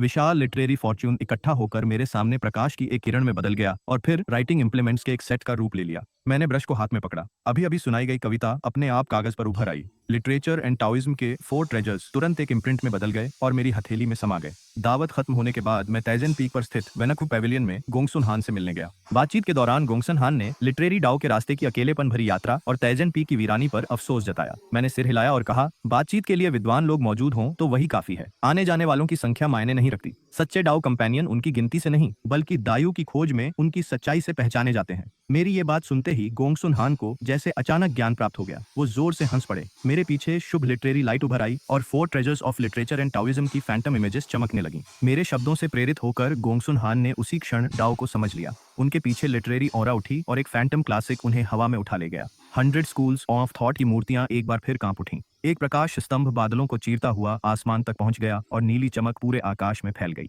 लिटरेरी टैलेंट एक बार फिर स्वर्ग से बरसा, लेकिन इस बार उसका लक्ष्य मैं नहीं बल्कि गोंगसुन हान थे। पूरे सेक्ट ने अपनी आंखों से गोंगसुन हान को लिटरेरी ट्रू पर्सन रियल में ब्रेक थ्रू करते हुए देखा। जमीन पर उतरने के बाद उन्होंने मुझे गहरा प्रणाम किया और स्वीकार किया कि मेरी बातों ने उन्हें कई सालों से जकड़े हुए बंधनों से मुक्त कर दिया। फिर उन्होंने गंभीरता से मुझे 3 महीने बाद होने वाले लिटरेरी टैलेंट फीस्ट में शामिल होने का निमंत्रण दिया। करीब 300 सालों से चिंग्युन सेक्ट ने इस आयोजन में हिस्सा नहीं लिया था। अगर इस बार भी कोई प्रतिनिधि नहीं गया तो सेज भविष्य में सेक्ट में आकर उपदेश नहीं देंगे। मैं उनके निमंत्रण को ठुकरा नहीं सका और सहमति में सिर हिला दिया। जब मैं क्यूलिन हॉल वापस लौटा तब सेक्ट मास्टर ली शुआन जी पहले से मेरा इंतजार कर रहे थे। उन्होंने मुझे व्यक्तिगत रूप से कई दुर्लभ और अनमोल मटेरियल्स इनाम में दिए। साथ ही मन मुझे किसी महत्वपूर्ण मिशन की जिम्मेदारी सौंपने पर विचार भी शुरू कर दिया। Heavenly prodigious visit to the mountain के बाद चिंग्युन सेक्ट की जिंदगी फिर शांत हो गई। हर सुबह मैं मेहनत से कल्चरेशन करता था। दोपहर के भोजन के बाद या तो कल्चरेशन जारी रखता या फिर पूरे सेक्ट में घूमकर अलग अलग कल्चरेशन ग्राउंड्स देखने चला जाता ताकि थोड़ा आराम मिल सके। इसी तरह देखते ही देखते 7 दिन गुजर गए। 7वें दिन सेक्ट मास्टर ली शुआन जी ने गंभीर चेहरे के साथ मुझे चिंग्युन हॉल में बुलाया। वहां पहुंचकर मुझे पता चला कि चिंग्युन सेक्ट के सुप्रीम एल्डर झांग तियानशी, जो सेक्ट मास्टर ली शुआन जी और पीक मास्टर लिन याओफेंग दोनों के मास्टर थे, अपनी आयु के अंतिम चरण में पहुंच चुके थे। अगर 9 टर्न प्रोफाउंड एस्केंशन पिल तैयार नहीं हुई तो उनकी मृत्यु लगभग निश्चित थी। लिंगयाओ पीक के पीक मास्टर और सेक्ट के सबसे महान अल्केमिस्ट याओ चेन कई बार उस पिल को रिफाइनिंग करने की कोशिश कर चुके थे, लेकिन हर बार आखिरी चरण में असफल हो जाते थे। ली शुआन जी ने भी पूरे क्षेत्र में भारी इनाम घोषित करके उस दुर्लभ पिल की तलाश शुरू कर रखी थी, लेकिन वो इतनी दुर्लभ थी कि प्रोफाउंड एस्केंशन पिल तैयार नहीं हुई तो उनकी मृत्यु लगभग निश्चित थी। लिंगयाओ पीक के पीक मास्टर और सेक्ट के सबसे महान अल्केमिस्ट याओ चेन कई बार उस पिल को रिफाइनिंग करने की कोशिश कर चुके थे, लेकिन हर बार आखिरी चरण में असफल हो जाते थे। ली शुआन जी ने भी पूरे क्षेत्र में भारी इनाम घोषित करके उस दुर्लभ पिल की तलाश शुरू कर रखी थी, लेकिन वो इतनी दुर्लभ थी कि कोई भी समय रहते उसे उपलब्ध नहीं करा पा रहा था। जैसे जैसे यह खबर सेक्ट में फैली वैसे वैसे अफवाहें भी फैलने लगी। धीरे धीरे सच पूरी तरह बदल गया और आखिरकार लोगों ने कहना शुरू कर दिया कि मरने वाला व्यक्ति सीनियर ब्रदर लू युआन है। जब मैंने क्यूलिन हॉल के एक सर्वेंट डिसिप्लिन से ये बात सुनी तो मैं जोर से मेज पर मुक्का मारकर खड़ा हो गया। क्या सीनियर ब्रदर लू युआन मरने वाले हैं? बेचारे सीनियर ब्रदर लू युआन, वो तो इतने अच्छे इंसान हैं। इतने अच्छे इंसान की इतनी कम उम्र में मौत कैसे हो सकती है? ये सुनकर मेरा दिल दुख से भर गया। उसी समय ली शुआन जी की आवाज मेरे कानों में गूंज उठी। लिन मोहन, तुरंत मेरे पास आओ, अभी के अभी। भारी मन के साथ मैं जल्दी से चिंग्युन हॉल पहुंच गया। ली शुआन जी झांग तियानशी की हालत को लेकर बेहद परेशान थे। उनके चेहरे पर चिंता साफ दिखाई दे रही थी। मास्टर, मैंने लंबी सांस छोड़ते हुए कहा। ली शुआन जी हैरानी से मेरी तरफ देखने लगे। तुम्हें झांग तियानशी के बारे में पहले से कैसे पता चल गया? हमारी बातचीत के दौरान उन्होंने बताया कि वो हर संभव कोशिश कर रहे हैं और अच्छी खबर मिलने की उम्मीद कर रहे हैं। फिर उन्होंने कहा, तुम्हें ज्यादा चिंता करने की जरूरत नहीं है। तुम्हारे ग्रैंड मास्टर हम सबसे ज्यादा खुले विचारों वाले और निश्चिंत स्वभाव के इंसान हैं। उनकी आवाज ऐसी लग रही थी जैसे वो मुझे नहीं बल्कि खुद को दिलासा दे रहे हों। अच्छा है, मैं बाद में लू युआन से मिलने चला जाऊंगा। ये सुनकर ली शुआन जी की भौं ऊपर उठ गई। थोड़ी और बातचीत के बाद आखिरकार मुझे सच्चाई का पता चला। लू युआन बिल्कुल स्वस्थ था। असली खतरे में तो मेरे ग्रैंड मास्टर झांग तियानशी थे, जिनसे मैं आज तक कभी मिला भी नहीं था। ली शुआन जी ने गहरी सांस ली और फिर एक और महत्वपूर्ण बात बताई। 1 महीने बाद 10,000 साल पुराने एक वॉइड रियलम एक्सपर्ट के रूइंस खुलने वाले थे। सभी बड़े सेक्ट अपने डिसिप्लिन वहां भेजने की तैयारी कर रहे थे। असल में लू युआन इस मिशन के लिए सबसे उपयुक्त उम्मीदवार था, लेकिन वो क्रिएशन रियलम में ब्रेक थ्रू करने के बिल्कुल करीब पहुंच चुका था। ऐसे में उसके लिए उन रूइंस में प्रवेश करना सुविधाजनक नहीं था। पिछली पीढ़ी के जो भी प्रोडीजी या तो सिक्लूजन में जा चुके थे या फिर सिक्लूजन से बाहर निकल चुके थे, उनमें से सिर्फ लिन चिंगशू, किन हाओतियान और मैं ही साथ जा सकते थे। सहमति देने के बाद मैं चिंग्युन हॉल से निकल आया। पूरे रास्ते मेरे दिमाग में सिर्फ मास्टर की चिंता चल रही थी। भले ही मैं झांग तियानशी से कभी मिला नहीं था, लेकिन वो मेरे मास्टर के मास्टर थे। चाहे नैतिकता की बात हो या रिश्ते की, मैं बस हाथ पर हाथ रखकर कुछ नहीं कर सकता था। लेकिन 9 रिवोल्यूशंस प्रोफाउंड एस्केंशन पिल कोई साधारण पिल नहीं थी। वो एक टॉप ग्रेड एलिक्सर थी। यहाँ तक कि मेडिसिन गॉड याओ चेन भी उसे रिफाइन नहीं कर पाए थे। ऐसे में मैं, जो सेक्ट में आए अभी आधा महीना भी नहीं हुआ था, आखिर क्या कर सकता था? जैसे जैसे मैं किलिन हॉल में बैठकर इस बारे में सोचता गया, मेरे मन में उतनी ही बेचैनी बढ़ती गई। भले ही मैंने झांग तियानशी को कभी देखा नहीं था, लेकिन वो मेरे मास्टर के मास्टर थे और सेक्ट लीडर के गुरु भी थे। अगर वो इसी तरह दुनिया छोड़ देते तो मेरे मास्टर मास्टर कितने दुखी होते और सेक्ट लीडर का दिल कितना टूट जाता। और अगर स्वार्थी नजरिए से देखा जाए तो अगर झांग तियानशी 9 रिवॉल्यूशंस प्रोफाउंड एस्केंशन पिल रिफाइन करके लाइफ गिविंग पिल की मदद से अपनी ताकत वापस हासिल कर लेते तो चिंग्युन सेक्ट को वॉइड रियलम के करीब का एक एक्सपर्ट मिल जाता। पूरे सेक्ट के लिए इसका महत्व कितना बड़ा होता ये किसी को बताने की जरूरत नहीं थी। काफी देर सोचने के बाद मैंने फैसला किया कि पहले पिल स्क्रिप्चर पैविलियन जाया जाए। भले ही मैं कोई मदद न कर सकूं, कम से कम ये तो जान सकता हूं कि 9 टर्न प्रोफाउंड लाइफ गिविंग पिल आखिर होती क्या है। शायद वहां मुझे कोई सुराग मिल जाए। मैं सीधे उड़कर पिल स्क्रिप्चर पैविलियन पहुंच गया। पिछली बार मैं वहां अच्छा प्रभाव छोड़ चुका था, इसलिए पैविलियन की रखवाली करने वाले बूढ़े आदमी ने मुझे पहचान लिया और बिना टोकन देखे ही अंदर जाने दिया। इस बार मेरा लक्ष्य बिल्कुल साफ था, चौथी मंजिल पहली 3 मंजिलों से पूरी तरह अलग थी। यहाँ हर तरफ गहरे एल्केमी फॉर्मूलाज, एल्केमी शॉर्टकट्स और पिछले मास्टर्स द्वारा छोड़ी गई अनगिनत नोट्स मौजूद थीं। ये नोट्स बेहद कीमती थीं क्योंकि इस स्तर पर एल्केमी काफी हद तक डाओ ऑन ऑफ एल्केमी की समझ पर निर्भर करती थी। मैंने खास तौर पर उन पिल फॉर्मूलाज को ढूंढना शुरू किया जो कल्चरेशन बढ़ाने में मदद करती थी। उन्हें तेजी से याद करते हुए मैं ची डान, अर्थ ओरिजिन डान और फ्लाइंग स्पिरिट डान जैसी स्पिरिट ग्रेड पिल्स का अध्ययन करने लगा। ये पिल्स जेड स्पिरिट रियलम से नीचे के कल्चरेटर्स की कल्चरेशन बढ़ा सकती थी, वो भी उनकी फाउंडेशन को नुकसान पहुंचाए बिना। जब मैं पिल स्क्रिप्चर के आखिरी हिस्से तक पहुंचा तो एक फॉर्मूला ने मेरा ध्यान खींच लिया, प्रोफाउंड लाइफ पिल। उसके अंदर लिखा था कि साधारण प्रोफाउंड लाइफ पिल के ऊपर 3 और उच्च स्तर मौजूद थे, फर्स्ट टर्न, थर्ड टर्न और 9th टर्न वर्जन्स। ये अर्थ ग्रेड और हेवन ग्रेड क्लासिफिकेशन से जुड़े हुए थे। एक सामान्य प्रोफाउंड लाइफ पिल डेथ एनर्जी को हटाकर लाइफ फोर्स को वापस भर सकती थी, लेकिन उसका असर सिर्फ स्पिरिट कंट्रोल रियलम से नीचे के कल्टिवेटर्स पर ही होता था। अगर किसी ट्रांससेंडिंग ट्राइबलेशन एक्सपर्ट की उम्र बढ़ानी हो तो 9 टर्न प्रोफाउंड लाइफ पिल की जरूरत पड़ती थी। मैंने उस फॉर्मूला को याद कर लिया, कौन जाने भविष्य में कभी काम आ जाए। लेकिन मुझे बिल्कुल अंदाजा नहीं था कि चौथी मंजिल पर प्रोफाउंड लाइफ पिल का फॉर्मूला पढ़ते हुए कई डिसिपल्स ने मुझे देख लिया था और देखते ही देखते ये खबर पूरे सेक्ट में आग की तरह फैल गई। जल्द ही हर कोई यही कहने लगा कि लिन मोहेंग ने प्रोफाउंड लाइफ पिल का फॉर्मूला पढ़ा है। जब इस खबर को सेक्ट द्वारा घोषित उस विशाल इनाम से जोड़ा गया जो 9 टर्न प्रोफाउंड लाइफ पिल रिफाइन करने वाले को मिलने वाला था और साथ ही सीनियर ब्रदर लू युआन के मरने की अफवाहों से मिलाया गया, तो डिसिपल्स की कल्पनाएं बेकाबू हो गईं। कुछ ही समय में पूरे सेक्ट में एक बेहद हास्यास्पद अफवाह फैल गई। लिन मोहेंग लू युआन के लिए 9 टर्न प्रोफाउंड लाइफ पिल रिफाइन करने वाला था और हर बार कहानी सुनाई जाने पर वो पहले से भी ज्यादा बढ़ा चढ़ाकर बताई जाने लगी। उधर मैं इस बात से पूरी तरह अनजान था कि मैं एक बार फिर पूरे सेक्ट का चर्चा का विषय बन चुका हूँ। पैविलियन से निकलकर मैं सीधे पिल गॉड हॉल की ओर बढ़ गया ताकि अंकल याओ चेन से मिल सकूं। उस समय याओ चेन एक एल्केमी चैम्बर के अंदर बैठे 9 टर्न प्रोफाउंड लाइफ पिल को रिफाइन करने के तरीकों पर विचार कर रहे थे। जैसे ही उन्होंने मेरी आवाज सुनी वो तुरंत बाहर आ गए। मैंने बिना किसी झिझक के बेशर्मी से स्वीकार कर लिया कि मुझे एल्केमी में दिलचस्पी है और मुझे एक एल्केमी फर्नेस चाहिए। ये सुनते ही याओ चेन की आंखें चमक उठी। उन्होंने बिना एक पल गंवाए मुझे एम्परर ग्रेड फर्नेस उपहार में दे दिया। Dragon and phoenix cauldron. उसकी सतह पर 3 असली ड्रैगन्स लिपटे हुए थे जबकि 3 फीनिक्स उसके ऊपर उड़ती हुई दिखाई देती थीं। अगर कोई ध्यान से सुनता तो उसके अंदर से ड्रैगन रोअर्स और फीनिक्स क्राइज तक सुनाई देती थी। मैं बेहद खुश हुआ, तुरंत कैल्ड्रन को अपने स्टोरेज में रखा और विदा लेकर निकल गया। उधर याओ चेन की सबसे बड़ी डिसिपल याओ होंग सेक्ट में फैल रही अफवाहों के बारे में सुन चुकी थी। वो जल्दी जल्दी अपने मास्टर के पास पहुंची और सारी बातें उन्हें बता दी। अफवाह सुनते ही याओ चेन स्तब्ध रह गए। लिन मोहेंग 9 टर्न प्रोफाउंड लाइफ पिल रिफाइन करना चाहता है। उनके दिल में अविश्वास, उम्मीद और भावनाओं का एक अजीब मिश्रण उमड़ पड़ा। इसके बाद मैं 100 हर्ब्स हॉल पहुंचा ताकि हॉल मास्टर ली ग्वांगकाई से कुछ औषधीय सामग्री ले सकूं। मैंने उन्हें क्यूआई गैदरिंग पिल की सामग्री की सूची वाला एक कागज पकड़ा दिया, लेकिन सफेद बालों वाले हॉल मास्टर ने उस कागज की तरफ देखा तक नहीं। उनके दिमाग में सिर्फ एक ही बात थी, लिन मोहेंग निश्चित रूप से 9 टर्न प्रोफाउंड लाइफ पिल रिफाइन करने की तैयारी कर रहा है।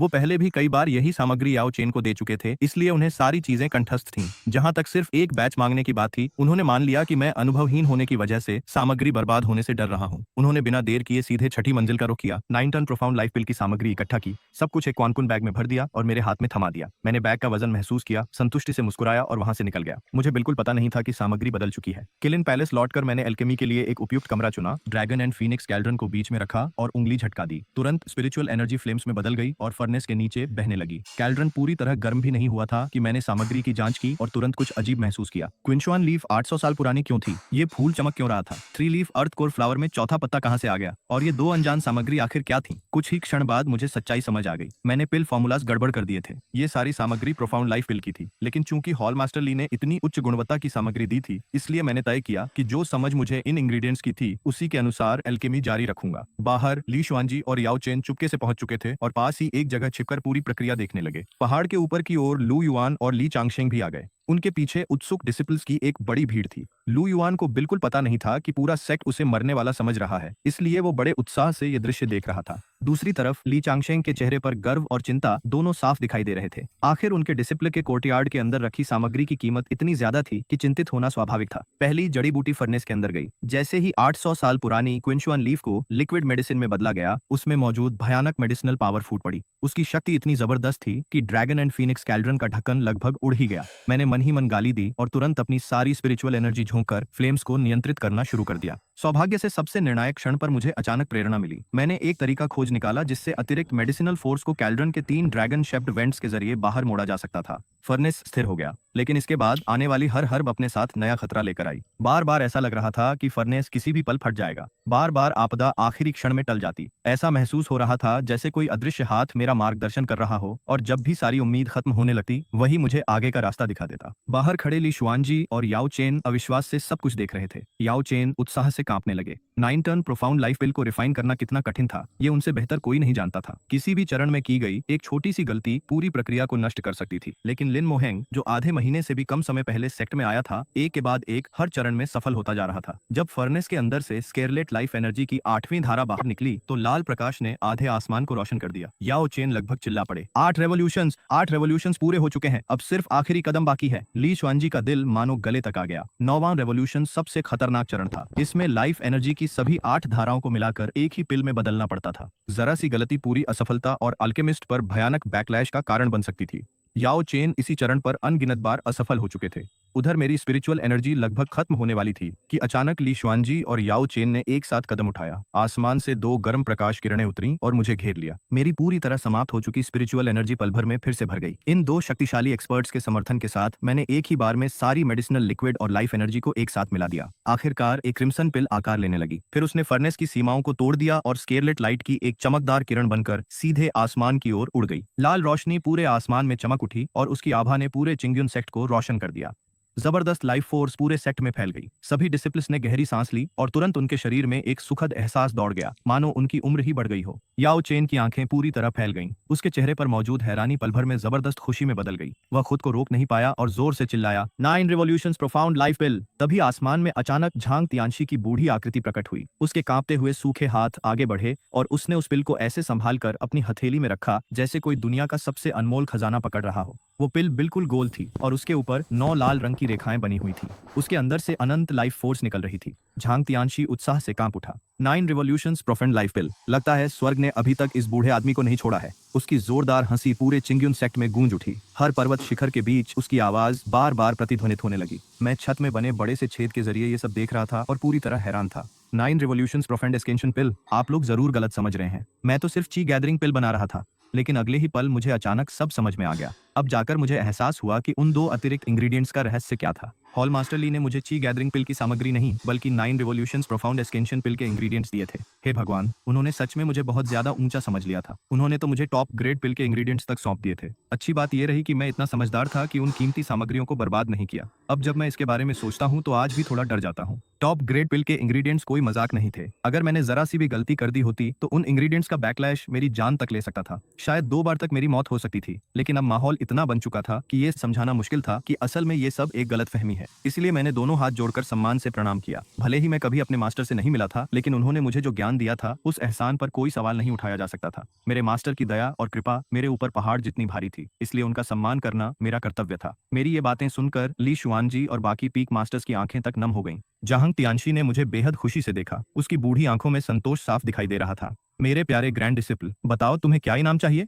मैंने कुछ देर सोचा। फिलहाल सबसे जरूरी चीज मेरी कल्टीवेशन थी। मास्टर, क्या आपके पास मेरी कल्टीवेशन बढ़ाने का कोई तरीका है? झांग तियानशी संतुष्ट होकर सिर हिलाया। उसने अपनी सूखी उंगली हल्के से हिलाई और हवा में अचानक एक सुनहरी पिल प्रकट हो गई। हेवनली ओरिजिन क्रिएशन गोल्डन पिल, एक टॉप ग्रेड पिल जिसकी मेडिसिनल पावर बेहद शक्तिशाली होने के बावजूद बेहद कोमल थी। ये अकेली पिल मुझे स्पिरिट कंट्रोल रियलम तक पहुंचने के लिए काफी थी। लेकिन झांग तियानशी यही नहीं रुका। उसने हल्के से अपनी जीभ काटी और एसेंस ब्लड की एक बूंद बाहर निकाली। फिर उसने उसे मेरी भौहों के बीच स्थापित कर दिया। ये एसेंस ब्लड मेरी ट्रिबुलेशन के दौरान एक शक्तिशाली हमले को रोक सकती थी। हालांकि इसका इस्तेमाल सिर्फ एक बार ही किया जा सकता था। मैंने खुशी खुशी उसे स्वीकार किया और झांग तियानशी को दिल से धन्यवाद दिया। उसके बाद मैं फिर से 9 रिवॉल्यूशंस प्रोफाउंड लाइफ पिल को रिफाइनिंग करने लौट गया। ली शुआनजी जोर जोर से हंसने लगा। चिंगयुन सेक्ट को सिर्फ एक टॉप ग्रेड एल्केमिस्ट ही नहीं मिला था। जब झांग तियानशी इस पिल को रिफाइन कर लेगा तब वह प्स्यूडो वॉइड रियलम एक्सपर्ट बन जाएगा और सेक्ट की ताकत कई गुना बढ़ जाएगी। पहाड़ के बीच वाले हिस्से में खड़े डिसिपल्स को अब जाकर समझ आया कि 9 रिवॉल्यूशंस प्रोफाउंड लाइफ पिल सीनियर ब्रदर लू युआन के लिए नहीं बल्कि सुप्रीम एल्डर के लिए थी। उसी समय लू युआन लुशेन पीक पर सिक्लूजन में था।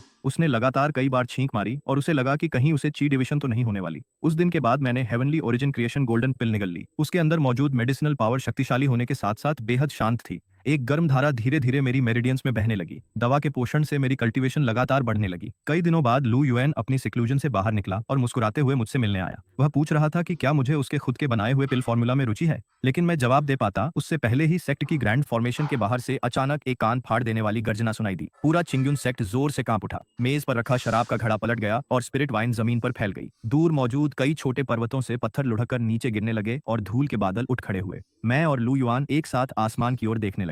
तभी हमने देखा कि सेक्ट के ऊपर का आकाश फट रहा था। एक पिच काले रंग की दरार धीरे धीरे खुल रही थी। शुरुआत में वो दरार सिर्फ 1 इंच लंबी थी, लेकिन कुछ ही पलों में वह आंखों के सामने तेजी से फैलने लगी। ऐसा लग रहा था जैसे दूसरी तरफ कोई भयानक अस्तित्व अपनी पूरी ताकत से स्पेस को फाड़ रहा हो। उस दरार से गाढ़ी डेमोनिक एनर्जी बाहर निकलने लगी। वो एनर्जी हजारों काले सांपों की तरह चारों दिशाओं में फैल गई। जहां जहां वो गुजरती वहां के फूल और पौधे मुरझा जाते, स्पिरिचुअल एनर्जी को निगल लिया जाता और हवा में सड़न और मौत की बदबू भर जाती। तभी एंसेस्टर बेल बज उठी, लेकिन ये पहले वाली शुभ ध्वनि नहीं थी। ये तेज, बेचैन और खतरनाक चेतावनी थी। 1 बार, 2 बार, 3 बार, घंटी लगातार 9 बार बजी। चिंगयुन सेक्ट की स्थापना के बाद एंसेस्टर बेल सिर्फ 1 बार पहले 9 बार बजी थी, वो भी 10,000 साल पहले, जब ग्रैंड मास्टर ने डेमोनिक इन्वेजन का सामना किया था। लू युआन का चेहरा तुरंत सफेद पड़ गया। मेरा दिल भी डूब गया। मैंने सेक्ट रिकॉर्ड्स में ग्रैंड मास्टर की उस लड़ाई के बारे में पढ़ा था। वो युद्ध धरती हिला देने वाला था। ग्रैंड मास्टर ने अकेले पूरी डीमन आर्मी को पीछे धकेल दिया था, लेकिन आखिर में केवल 50 साल की उम्र में उनकी मृत्यु हो गई थी। मगर अब ग्रैंड मास्टर यहाँ नहीं थे, तो अब डीमंस का सामना कौन करेगा? डेमंस हमला कर चुके थे। हर पर्वत शिखर से अलार्म की आवाजें गूंजने लगी। पीक मास्टर्स और प्रोटेक्टर्स तेजी से हवा में उड़ने लगे। डिसिपल्स घबराकर अपनी अपनी पोजीशन की तरफ दौड़ पड़े ताकि डिफेंसिव फॉर्मेशन बनाई जा सके। डर पूरे सेक्ट में महामारी की तरह फैल गया। जिन डिसिपल्स की कल्टीवेशन कमजोर थी उनके चेहरे पीले पड़ गए। कुछ तो डर के मारे जमीन पर ही गिर पड़े। मैं तुरंत क्वानकुन डायग्राम पर चढ़ा और सबसे ऊंचे पीक की तरफ उड़ गया। दूर से मैंने ली शुआनजी को हवा में खड़ा देखा। उसका चेहरा पहले से कहीं ज्यादा गंभीर था। उसके चारों ओर हल्की सुनहरी फॉर्मेशन दिखाई दे रही थी और विशाल स्पिरिचुअल एनर्जी पहाड़ों की तरह चारों ओर फैल रही थी। उसके पीछे 36 पीक मास्टर्स एक सीध में खड़े थे। उनकी स्पिरिचुअल एनर्जी लगातार ऊपर नीचे हो रही थी। टोंग त्यानशांग के हाथ में 8 डायरेक्शंस थंडर हैमर था। याओ चेन अपनी पीठ पर पर्पल गोल्ड गॉड लटकाए खड़ा था। ये चिंग ने ग्रीन नाइट स्वॉर्ड को मजबूती से पकड़ रखा था और तलवार लगातार कंपन कर रही थी। झाओ कियन की मुट्ठियां नीले तूफान जैसी गैल एनर्जी से ढकी हुई थीं। हर कोई पूरी सतर्कता में था। माहौल इतना तनावपूर्ण था कि सांस लेना भी मुश्किल लग रहा था। तभी आसमान की दरार और ज्यादा चौड़ी हो गई। ऐसा लग रहा था जैसे दूसरी दुनिया से कोई चीज जबरदस्ती बाहर निकल रही हो। आखिरकार एक आकृति धीरे धीरे बाहर आई। वो काले कवच में लिपटा एक मध्य आयु का आदमी था। उसका चेहरा हैरानी की बात थी कि बेहद आकर्षक था। नुकीले और तराशे हुए नैन नक्श, लेकिन उसकी आंखों की पुतलियां सीधी नहीं बल्कि लंबवत थीं और उनका रंग खून जैसा लाल था। उसके माथे के बीचों बीच एक काला डेमोनिक मार्क चमक रहा था। Blood abyss demon lord. Li Xuanji ने धीमी आवाज में उसका नाम लिया। मैंने देखा कि उसकी मुट्ठियां हल्के हल्के कांप रही थीं। मैंने ब्लड एबिस डीमन लॉर्ड का नाम सेक्ट रिकॉर्ड्स में पढ़ा था। वह 3 ग्रेड डीमन लॉर्ड्स में से एक था। एक पीक ट्रिब्यूलेशन ट्रांसेंडिंग एक्सपर्ट जो वॉइड रियलम से सिर्फ 1 कदम दूर था। 5000 साल पहले राइटियस अलायंस ने उसे बर्फीले मैदानों की गहराइयों में सील कर दिया था, लेकिन वो इस समय कैसे आजाद हो गया? चिंगयुन सेक्ट की युवा पीढ़ी ने जब ब्लड एबिस डेमन लॉर्ड की आवाज सुनी तो ऐसा लगा जैसे 10,000 मृत आत्माएं एक साथ बोल रही हों। उसकी सिर्फ आवाज ही क्रिएशन रियलम से नीचे के सभी डिसिपल्स को कांपने पर मजबूर कर रही थी। कई लोग तो वहीं बेहोश हो गए। उसने चारों ओर नजर दौड़ाई और उसके होंठों पर खून से भरी मुस्कान उभर आई। 1000 साल बाद आखिरकार मैंने फिर से सूरज की रोशनी देखी है। उसके हर शब्द के साथ आसपास की डेमोनिक एनर्जी और ज्यादा गाढ़ी होती जा रही थी। आसमान लगातार अंधेरा पड़ता जा रहा था और तुम्हारा चिंगयुन सेक्ट वो पहली जगह होगी जिसे मैं सील से निकलने के बाद मिट्टी में मिला दूंगा।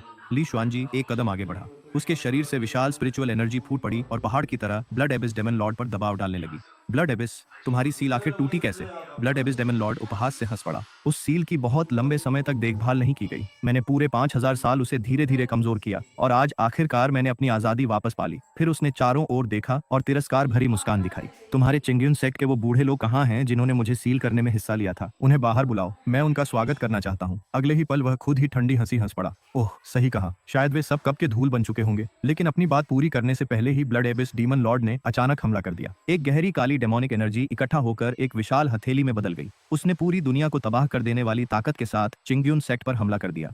उस विशाल हथेली के नीचे स्पेस तक मुड़ने लगा और आसपास की सारी रोशनी निगल ली गई। ली शुआनजी गरज उठा और तुरंत हैंड सील बनाते हुए अपनी हथेली के सामने एक सुनहरा मैजिक अरे तैयार कर दिया जो सीधे उस हमले से टकरा गया। दोनों ताकतों की भिड़ंत बिल्कुल आसमान और धरती के टूटने जैसी थी। धमाके की आवाज पूरे आकाश में गूंज उठी और टक्कर से पैदा हुई शॉकवेव चारों दिशाओं में फैल गई। सबसे ऊंची चोटी पर खड़े प्राचीन पेड़ जड़ों समेत उखड़ गए और कई साइड हॉल आफ्टर शॉक की वजह से चकनाचूर हो गए। ली शुआनजी उस भयानक टक्कर से सैकड़ों फीट दूर जा गिरा। उसके मुंह के किनारे से खून बह निकला, लेकिन उसने किसी तरह उस हमले को रोक लिया था। तभी सभी 36 पीक मास्टर्स एक साथ आसमान में उठ खड़े हुए। एक जोरदार गर्जना के साथ आकाशीय फिनोमिनन गूंज उठा। होंग त्यांगसियांग के 8 डायरेक्शंस थंडर हैमर से हजारों बिजली की किरणें फूट पड़ी। चेनजिजिन की गोद से जहरीली धुंध निकलने लगी। ये छिंग की ग्रीन लीफ स्वॉर्ड अनगिनत तलवारों की बारिश में बदल गई जिसने पूरा आसमान भर दिया। झाओ क्यन के मुखों से ऐसी आंधी निकली जिसने हवा को चीर डाला। समाधि और सिक्स पाथ्स की 6 धाराएं आपस में मिलकर एक शानदार जाल में बदल गईं जिसने ब्लड एबिस डीमन लॉर्ड को चारों तरफ से घेर लिया। लेकिन ब्लड एबिस डीमन लॉर्ड ने सिर्फ ठंडी सी नाक सिकोड़कर सांस छोड़ी। उसने तो पलक तक नहीं झपकाई। उसने आराम से अपना दायां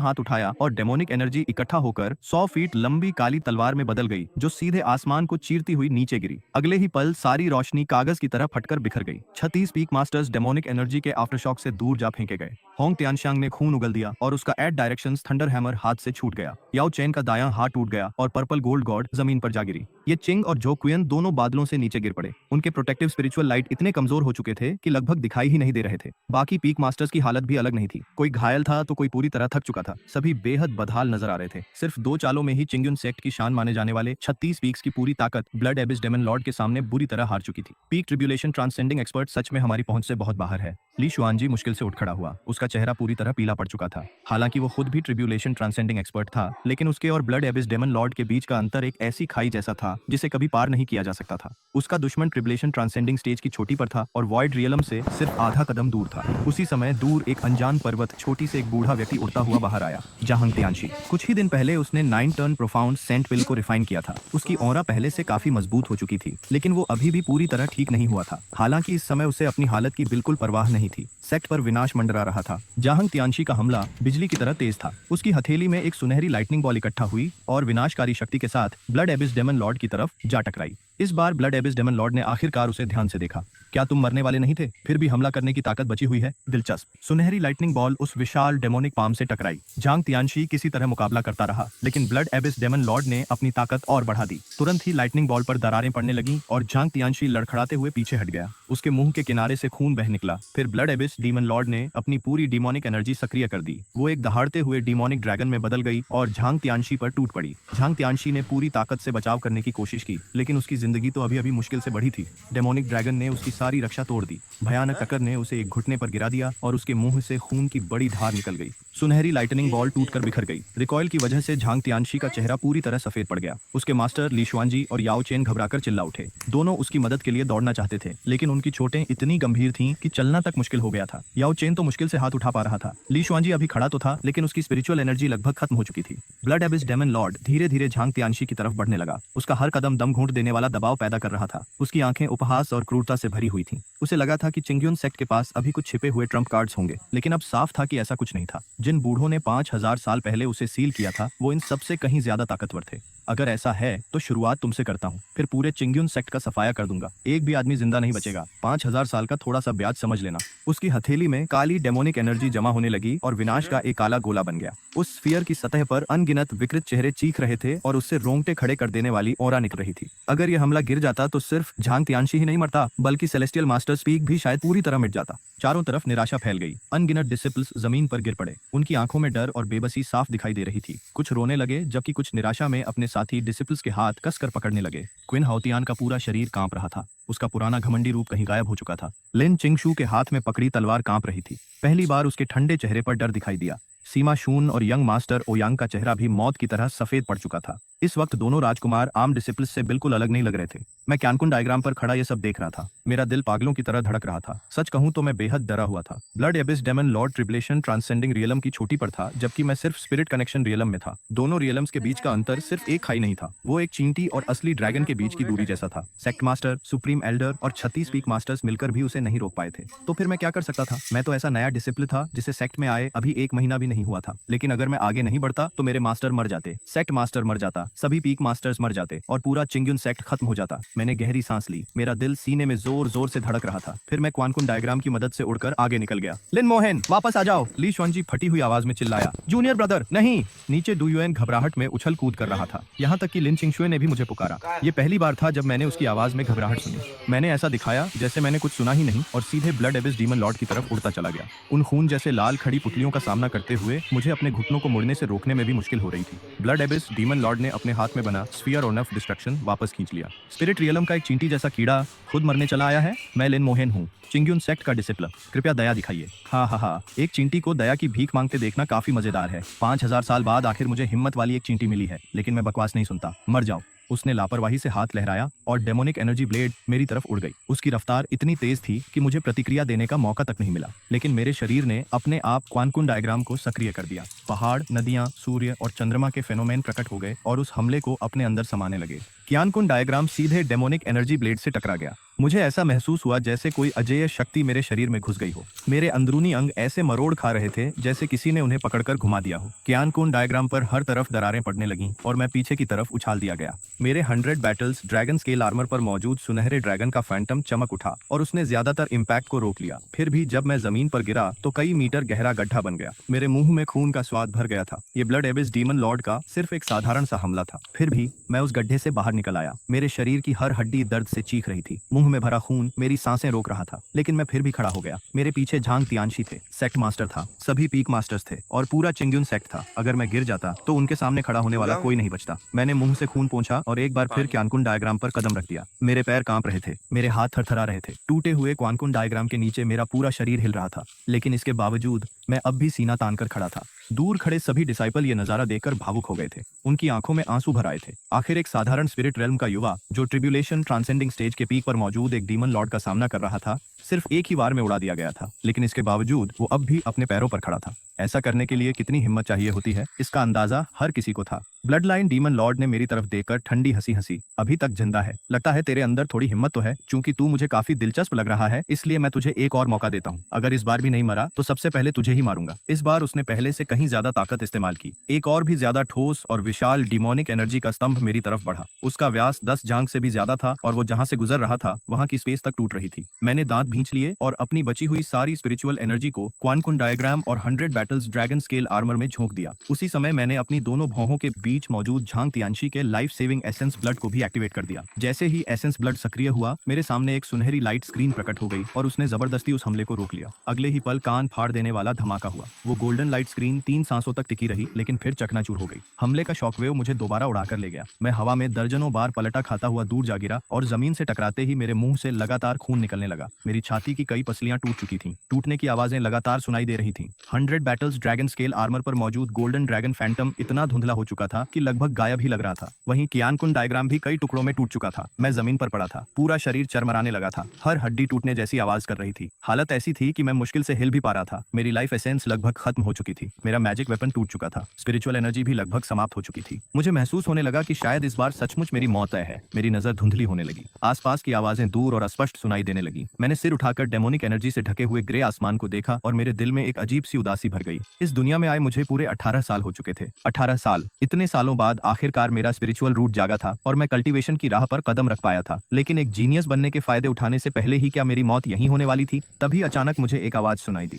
सबसे पहले वो मेरे मास्टर ली चांगशेंग की आवाज थी। वो भीड़ को चीरते हुए बाहर आए। उनकी आंखों से आंसू बह रहे थे। हमेशा डींगे मारने वाले और रौब झाड़ने वाले बूढ़े मास्टर ने पहली बार पूरे जोर से चिल्लाकर कहा, मेरा डिसिप्लिन चोजन वन है। एक मामूली डीमन आखिर चीज ही क्या है? लिन मोहेंग, तुम उसे जरूर हरा सकते हो। तुम्हारा मास्टर तुम पर भरोसा करता है। बचपन से लेकर आज तक तुमने मुझे कब निराश किया है? फिर लू युआन की आवाज गूंजी, जूनियर ब्रदर, तुम्हारा टैलेंट असीमित है। तुम अजेय हो। एक डीमन लॉर्ड की क्या औकात है? जूनियर ब्रदर, तुम जरूर कर सकते हो। इसके बाद होंग त्यानशेंग ने जमीन पर जोर से मुक्का मारा और गरजते हुए बोले, लिन मोहेंग सबसे महान प्रोडजी है जिसे मैंने अपनी जिंदगी में देखा है। उसके अंदर अभी और चमत्कार छिपे हुए हैं। जरूर है। याओ चेन ने अपना टूटा हुआ दायां हाथ पकड़ रखा था, लेकिन उनकी आवाज में जरा भी संदेह नहीं था। जो 9 रिवॉल्यूशंस प्रोफाउंड एस्केंशन पिल तक रिफाइन कर सकता है, वो ऐसा कौन सा काम है जो नहीं कर सकता। ये चिंग किसी तरह खड़े हुए, उनकी आवाज भर्रा चुकी थी। लिन मोहेंग नहीं हारेगा। चोजन वन आखिर हार कैसे सकता है। इसके बाद झाओक्यान, सीमारान और हुआ मेई भी बोल उठे। एक के बाद एक सभी घायल पीक मास्टर्स अपनी आवाज बुलंद करने लगे, और हैरानी की बात यह थी कि सब एक ही बात कह रहे थे, लिन मोहेंग जरूर एक चमत्कार करेगा। फिर सेक्ट के डिसिपल भी जोर जोर से चिल्लाने लगे। पहले कुछ आवाजें उठी, फिर और आवाजें जुड़ती चली गईं, फिर और ज्यादा, फिर और ज्यादा। आखिरकार हजारों आवाजें मिलकर सुनामी जैसी गर्जना में बदल गईं। हजारों डिसाइपल एक साथ चिल्ला रहे थे। उनकी आवाजें लहरों की तरह उठ रही थीं, और ऐसा लग रहा था जैसे पूरा आसमान ही टूट जाएगा। क्या डिवाइन स्पिरिचुअल रूट वाले जीनियस के लिए भी कोई ऐसी चीज है जो वो नहीं कर सकता। वो हेवनली ट्राइब्यूलेशन तक पार कर चुका है, फिर ऐसा क्या है जो नहीं कर सकता। एक स्पिरिट रियलम कल्टीवेटर होकर वो peak human God realm expert को पीछे धकेल सकता है। शायद वो डीमन लॉर्ड को भी अनगिनत रियलम्स पार करके हरा सकता है। हम सभी चोजन वन को अपनी आंखों से देख रहे हैं। डेस्टिनी को बदला नहीं जा सकता, उसके साथ चमत्कार होना तय है। यहाँ तक कि जांग तियानशी भी धीरे धीरे सीधे खड़े हो गए। उनकी बूढ़ी आवाज कमजोर थी, लेकिन इरादा अटल था। चोजन वन वास्तव में असाधारण है, मुझे तुम पर विश्वास है। आखिर में सेक्ट मास्टर ली शुआनजी भी अपने घायल शरीर को घसीटते हुए खड़े हो गए। चिंग्यून सेक्ट का नेतृत्व करने वाला ये ट्रिबुलेशन सर्वाइविंग ग्रैंड मास्टर पहले कभी इतना दृढ़ नहीं दिखा था। उन्होंने जमीन पर पड़े मेरी तरफ देखा और पूरी ताकत से चिल्लाए, लिन मोहेंग, तुम मेरे चिंग्यून सेक्ट के चोजन वन हो। 10,000 सालों में एक बार पैदा होने वाली प्रतिभा हो। तुम्हारी किस्मत वॉइड को चीर देने के लिए बनी है। एक मामूली डीमन लॉर्ड तुम्हारा प्रतिद्वंद्वी बनने के लायक भी नहीं है। मुझे विश्वास है कि तुम उसे एक ही बार में खत्म कर सकते हो। उनके ये आखिरी शब्द किसी चाबी की तरह थे, ऐसी चाबी जिसने मेरे अंदर मौजूद एक ऐसे दरवाजे को खोल दिया जिसे पहले कभी नहीं खोला गया था। वही परिचित एहसास फिर लौट आया। अचानक मेरा डेंटियन उफनने लगा। जब मेरा स्पिरिचुअल रूट जागा था, उससे 10 गुना ज्यादा। जब डिवाइन ग्रेड स्पिरिचुअल रूट जागा था, उससे 100 गुना ज्यादा। मेरे डेंटियन की गहराइयों से एक ऐसी शक्ति फूट निकली जो पहले कभी नहीं आई थी। ये कोई छोटी सी धारा नहीं थी, ये बांध टूटने के बाद आने वाली बाढ़ थी। ये फटता हुआ ज्वालामुखी था। वो शक्ति पल भर में मेरी नसों, हड्डियों और पूरे शरीर में फैल गई। मेरी खत्म हो चुकी स्पिरिचुअल एनर्जी वापस भर गई। मेरी टूटी हुई मेरिडियंस खुद ब खुद ठीक होने लगी। यहाँ तक कि मेरी टूटी हुई पसलियां भी चरमराहट की आवाजों के साथ फिर से जुड़ने लगी। मैं धीरे धीरे जमीन से उठ खड़ा हुआ। मेरे पूरे शरीर से गोल्डन लाइट निकल रही थी। पर्पल ची फ्रॉम द ईस्ट अपनी सीमा तक घूमने लगी। उसकी गति इतनी तेज थी कि मेरी मेरिडियंस तक गूंजने लगी। मेरे आसपास स्पिरिचुअल एनर्जी का विशाल भंवर पागलों की तरह घूमने लगा। दर्जनों मील के दायरे में मौजूद हेवन एंड अर्थ की स्पिरिचुअल एनर्जी मेरी तरफ उमड़ पड़ी। 3000 मील तक फैली पर्पल ची एक बार फिर प्रकट हो गई। चमकती हुई रोशनी गोल्डन रेडियंस के साथ मिल गई। मेरी हथेली से 4 ट्रेजर्स के इल्यूजरी इमेजेस निकलकर मेरे चारों ओर घूमने लगे। ब्रश एक भाले जैसा दिख रहा था। इनका स्टोन एक शील्ड जैसी थी। इंक बादलों जैसी लग रही थी और स्क्रॉल पहाड़ों जैसा प्रतीत हो रहा था। सूर्य, चंद्रमा, आकाश और पृथ्वी के फेनोमेना एक बार फिर अपने आप प्रकट हो गए। मेरे बाएं कंधे के ऊपर एक चमकता हुआ सूर्य लटक गया। उसकी रोशनी इतनी तेज थी कि आंखें चौंधिया जाईं। मेरे दाएं कंधे के पास एक उज्जवल चंद्रमा प्रकट हुआ। उसकी चांदनी शुद्ध और शांत थी। मेरी भौहों के बीच हेवनली ट्रिबुलेशन मार्क खिल उठा। उसकी पर्पल गोल्डन लाइट मेरे अंदर मौजूद सारी शक्तियों के साथ अजीब तरह से रेजोनेंस करने लगी। सबसे ऊंची चोटी पर मौजूद वाइल्ड मेडिटेशन बेल एक बार फिर बज उठी, लेकिन इस बार वो चेतावनी की घंटी नहीं थी, वो युद्ध का नगाड़ा थी। 10,000 सेनाओं को युद्ध के लिए बुलाने वाला शंखनाद थी। चिंग्यून सेक्ट के 75वें जनरेशन लीडर की मूर्ति एक बार फिर कांप उठी। ग्रैंड मास्टर की डिवाइन सेंस हल्के से प्रकट हुई, लेकिन इस बार उन्होंने कोई कदम नहीं उठाया। वो सिर्फ चुपचाप देख रहे थे, क्योंकि उन्हें समझ आ गया था कि अब उनकी जरूरत नहीं रही। उधर ब्लड लाइन डीमन लॉर्ड के चेहरे की मुस्कान आखिरकार जम गई। पहली बार उसके सुंदर लेकिन दुष्ट चेहरे पर उलझन दिखाई दी। पहली बार उसकी रक्त लाल वर्टिकल प्यूपिल्स में अविश्वास झलकने लगा। उसका चेहरा बदल गया। पहली बार उसकी आवाज कांप गई, क्योंकि उसने मेरे अंदर से निकलती हुई उस शक्ति को महसूस कर लिया था। एक ऐसी शक्ति जो हल्के से ही सही, लेकिन ट्रिबुलेशन ट्रांसेंडिंग एक्सपर्ट के स्तर को भी पार कर रही थी। मैंने अपने हाथों की तरफ देखा। उनमें ऐसी ताकत भरी हुई थी जैसे पूरा संसार मेरी मुट्ठी में हो। मैं हर किसी का विश्वास महसूस कर सकता था। मेरे मास्टर का गर्व, लू युआन का भरोसा, पीक मास्टर्स की उम्मीदें, डिसिपल्स का उत्साह, उन सब की आस्था एक जगह इकट्ठी होकर वास्तविक शक्ति में बदल चुकी थी और मेरे शरीर में बह रही थी। मैंने सिर उठाया और ब्लड लाइन डीमन लॉर्ड की तरफ देखा। उस पल मेरे अंदर कोई डर नहीं था, कोई घबराहट नहीं थी, सिर्फ एक अटूट विश्वास था। मैं जीत सकता था। नहीं, मैं सिर्फ जीतने वाला नहीं था, मुझे अपनी जीत पर पूरा यकीन था, क्योंकि हर कोई मानता था कि मैं जीत सकता हूँ। मैंने धीरे धीरे अपनी दोनों बाहें फैला दी। मेरे बाएं हाथ में सूर्य था, मेरे दाएं हाथ में चंद्रमा। सूर्य, चंद्रमा, आकाश और पृथ्वी के सेलेस्टियल फेनोमेना मेरी इच्छा के अनुसार तेजी से घूमने लगे। गोल्डन ड्रैगन फैंटम गरजते हुए आसमान में उड़ गया। फिर वो नीचे आया और मेरी दोनों बाहों के चारों ओर लिपट गया। मैं वेल्थ ऑरा को महसूस कर सकता था, पर्पल ची फ्रॉम द ईस्ट को महसूस कर सकता था, डिवाइन स्पिरिचुअल रूट की शक्ति को महसूस कर सकता था, हेवनली ट्रिबुलेशन मार्क की शक्ति को महसूस कर सकता था। ये सब कुछ उसी पल पूरी तरह एक हो गया। मेरा शरीर पूरे सेक्ट के हजारों लोगों की उम्मीदों और विश्वासों को ढोने वाला पात्र बन चुका था। मैंने उन सभी विश्वासों को दुनिया को नष्ट कर देने वाली शक्ति में बदल दिया। मैंने ब्लड लाइन डीमन लॉर्ड की तरफ देखा और सिर्फ एक वाक्य कहा, मेरे हाथों में सूर्य और चंद्रमा है। मैं आसमान से सितारे तक तोड़ सकता हूँ। इस दुनिया में मेरे जैसा कोई नहीं है। मेरी आवाज ऊंची नहीं थी, लेकिन वहां मौजूद हर व्यक्ति ने उसे साफ साफ सुना। ऐसा लग रहा था जैसे स्वयं ग्रेट डाओ की रहस्यमयी ध्वनि आकाश और पृथ्वी के बीच गूंज रही हो। अगले ही पल मैंने अपने दोनों हाथ जोड़ लिए और मेरी हथेलियों से एक सुनहरी बैंगनी रोशनी की किरण फूट पड़ी। वो किरण 100 फीट लंबी और 10,000 मील तक फैलने वाली भयानक शक्ति के साथ सीधे ब्लड मून डीमन लॉर्ड की तरफ टूट पड़ी। उसकी ताकत इतनी डरावनी थी मानो पूरी दुनिया को नष्ट कर सकती हो। जहां जहां से वो गुजरी वहां स्पेस आईने की तरह टूटने लगा और वॉइड के अंदर अनगिनत काली दरारें उभर आईं। ब्लड मून डीमन लॉर्ड का चेहरा तुरंत बदल गया। अपनी जिंदगी में पहली बार उसके चेहरे पर डर साफ दिखाई दे रहा था। वो जोर से दहाड़ा और 5,000 सालों से जमा की गई अपनी डीमनिक एनर्जी को बाहर निकालते हुए दर्जनों डिफेंस लेयर्स खड़ी कर दी। लेकिन जैसे ही सुनहरी रोशनी उन पर पड़ती, सारी डीमोनिक एनर्जी ऐसे गायब हो जाती जैसे आग के सामने बर्फ पिघल रही हो। पहली लेयर टूट गई, 5वीं लेयर टूट गई, 10वीं लेयर भी चकनाचूर हो गई, 20वीं लेयर खत्म हो गई, 30वीं लेयर भी टिक नहीं पाई। ब्लड मून डीमन लॉर्ड पागलों की तरह पीछे हटने लगा और उसके हर कदम के साथ वॉइड टूटता जा रहा था। वो डर के मारे चिल्लाया, नहीं, ये असंभव है, ये किसी स्पिरिट रियलम कल्टिवेटर की ताकत नहीं हो सकती। आखिर तुम हो कौन? उसकी दहाड़ में पहली बार आतंक साफ सुनाई दे रहा था, लेकिन अगले ही पल सुनहरी किरण ने उसे पूरी तरह निगल लिया। आखिरी कुछ डिफेंस लेयर्स के बिना उसका शरीर बुलबुलों की तरह बिखरने लगा। वो किरण उसकी सारी रक्षा को चीरते हुए सीधे उसकी छाती से टकरा गई।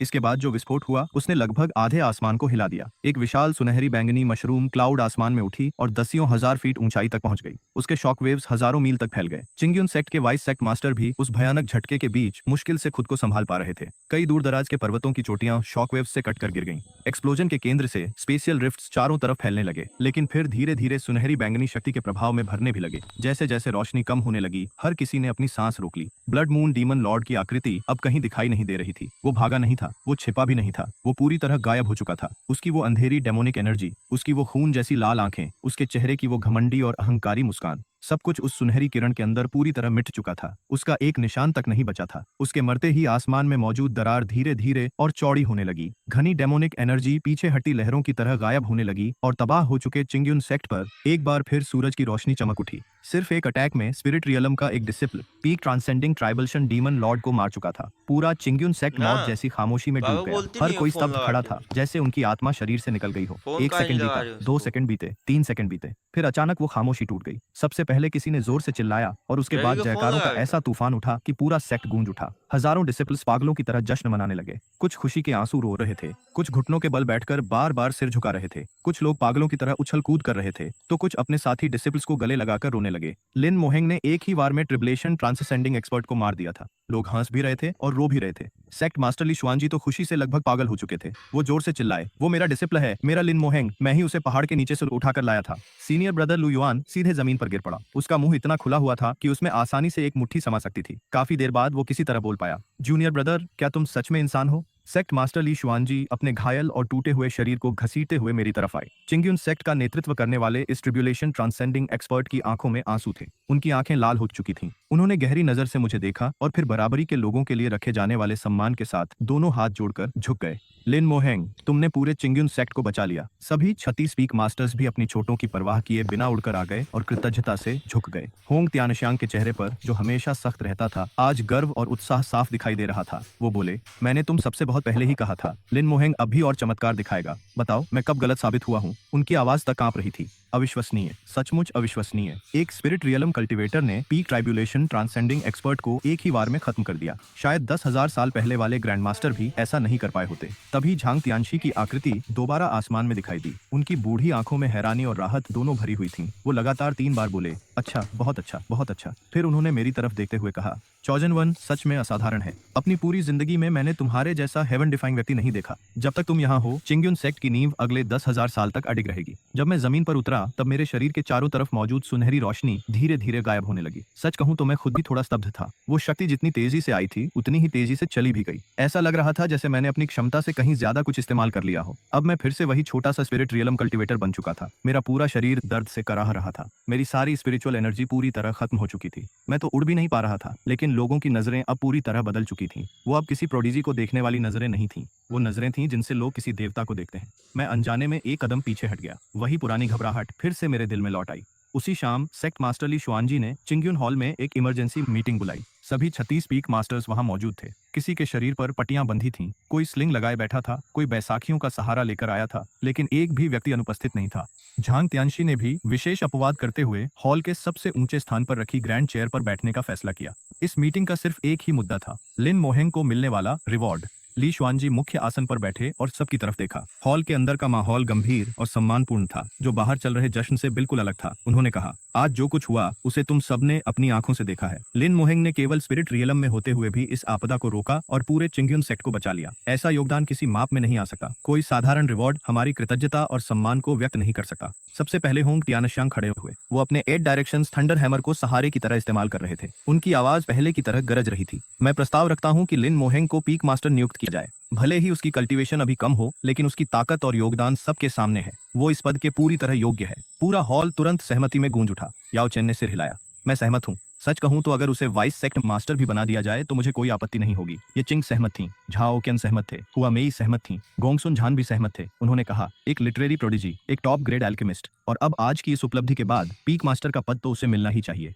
36 पीक मास्टर्स में से एक भी व्यक्ति विरोध में नहीं बोला। चिंग्यून सेक्ट के हजारों साल के इतिहास में ऐसा पहले कभी नहीं हुआ था। पहले किसी पीक मास्टर की नियुक्ति के लिए कई दिनों तक तीखी बहस चलती थी, लेकिन इस बार फैसला पूरी तरह सर्वसम्मति से हुआ। तब झांग तियानशी धीरे धीरे बोले, चूंकि सब सहमत हैं, इसलिए ये बूढ़ा भी इसे उचित मानता है। लेकिन अगर हम एक पीक मास्टर नियुक्त कर रहे हैं तो उसके शासन के लिए एक पर्वत भी होना चाहिए। उन्होंने अपनी सूखी उंगली खिड़की के बाहर इशारा किया। सबसे ऊंची मेन पीक के पश्चिम में एक बिना नाम वाला पर्वत था। वहां फेंग शुई बेहद शानदार था और स्पिरिचुअल एनर्जी भी प्रचुर मात्रा में मौजूद थी। मेन पीक के पास होने की वजह से उस पर नजर रखना भी आसान था। लिन मोहेंग के लिए उससे बेहतर जगह नहीं हो सकती थी। ली शुआनजी ने तुरंत मंजूरी दे दी। आज से मेन पीक के पश्चिम में स्थित उस अनाम पर्वत को मोहेंग पीक कहा जाएगा और लिन मोहेंग उसके पीक मास्टर होंगे। बाकी पीक मास्टर्स ने एक दूसरे की तरफ देखा। पहले सभी 36 पीक मास्टर्स सेक्ट मास्टर के नीचे समान दर्जे पर खड़े थे, लेकिन अब लिन मोहेंग की नियुक्ति के साथ मोहेंग पीक सभी 37 पीक्स में प्रथम स्थान पर होगा। भले ही वो अभी भी पीक मास्टर ही कहलाएगा, लेकिन उसका दर्जा बाकी 36 पीक मास्टर से ऊपर और केवल सेक्ट मास्टर से नीचे होगा। हॉल कुछ पल के लिए शांत हो गया।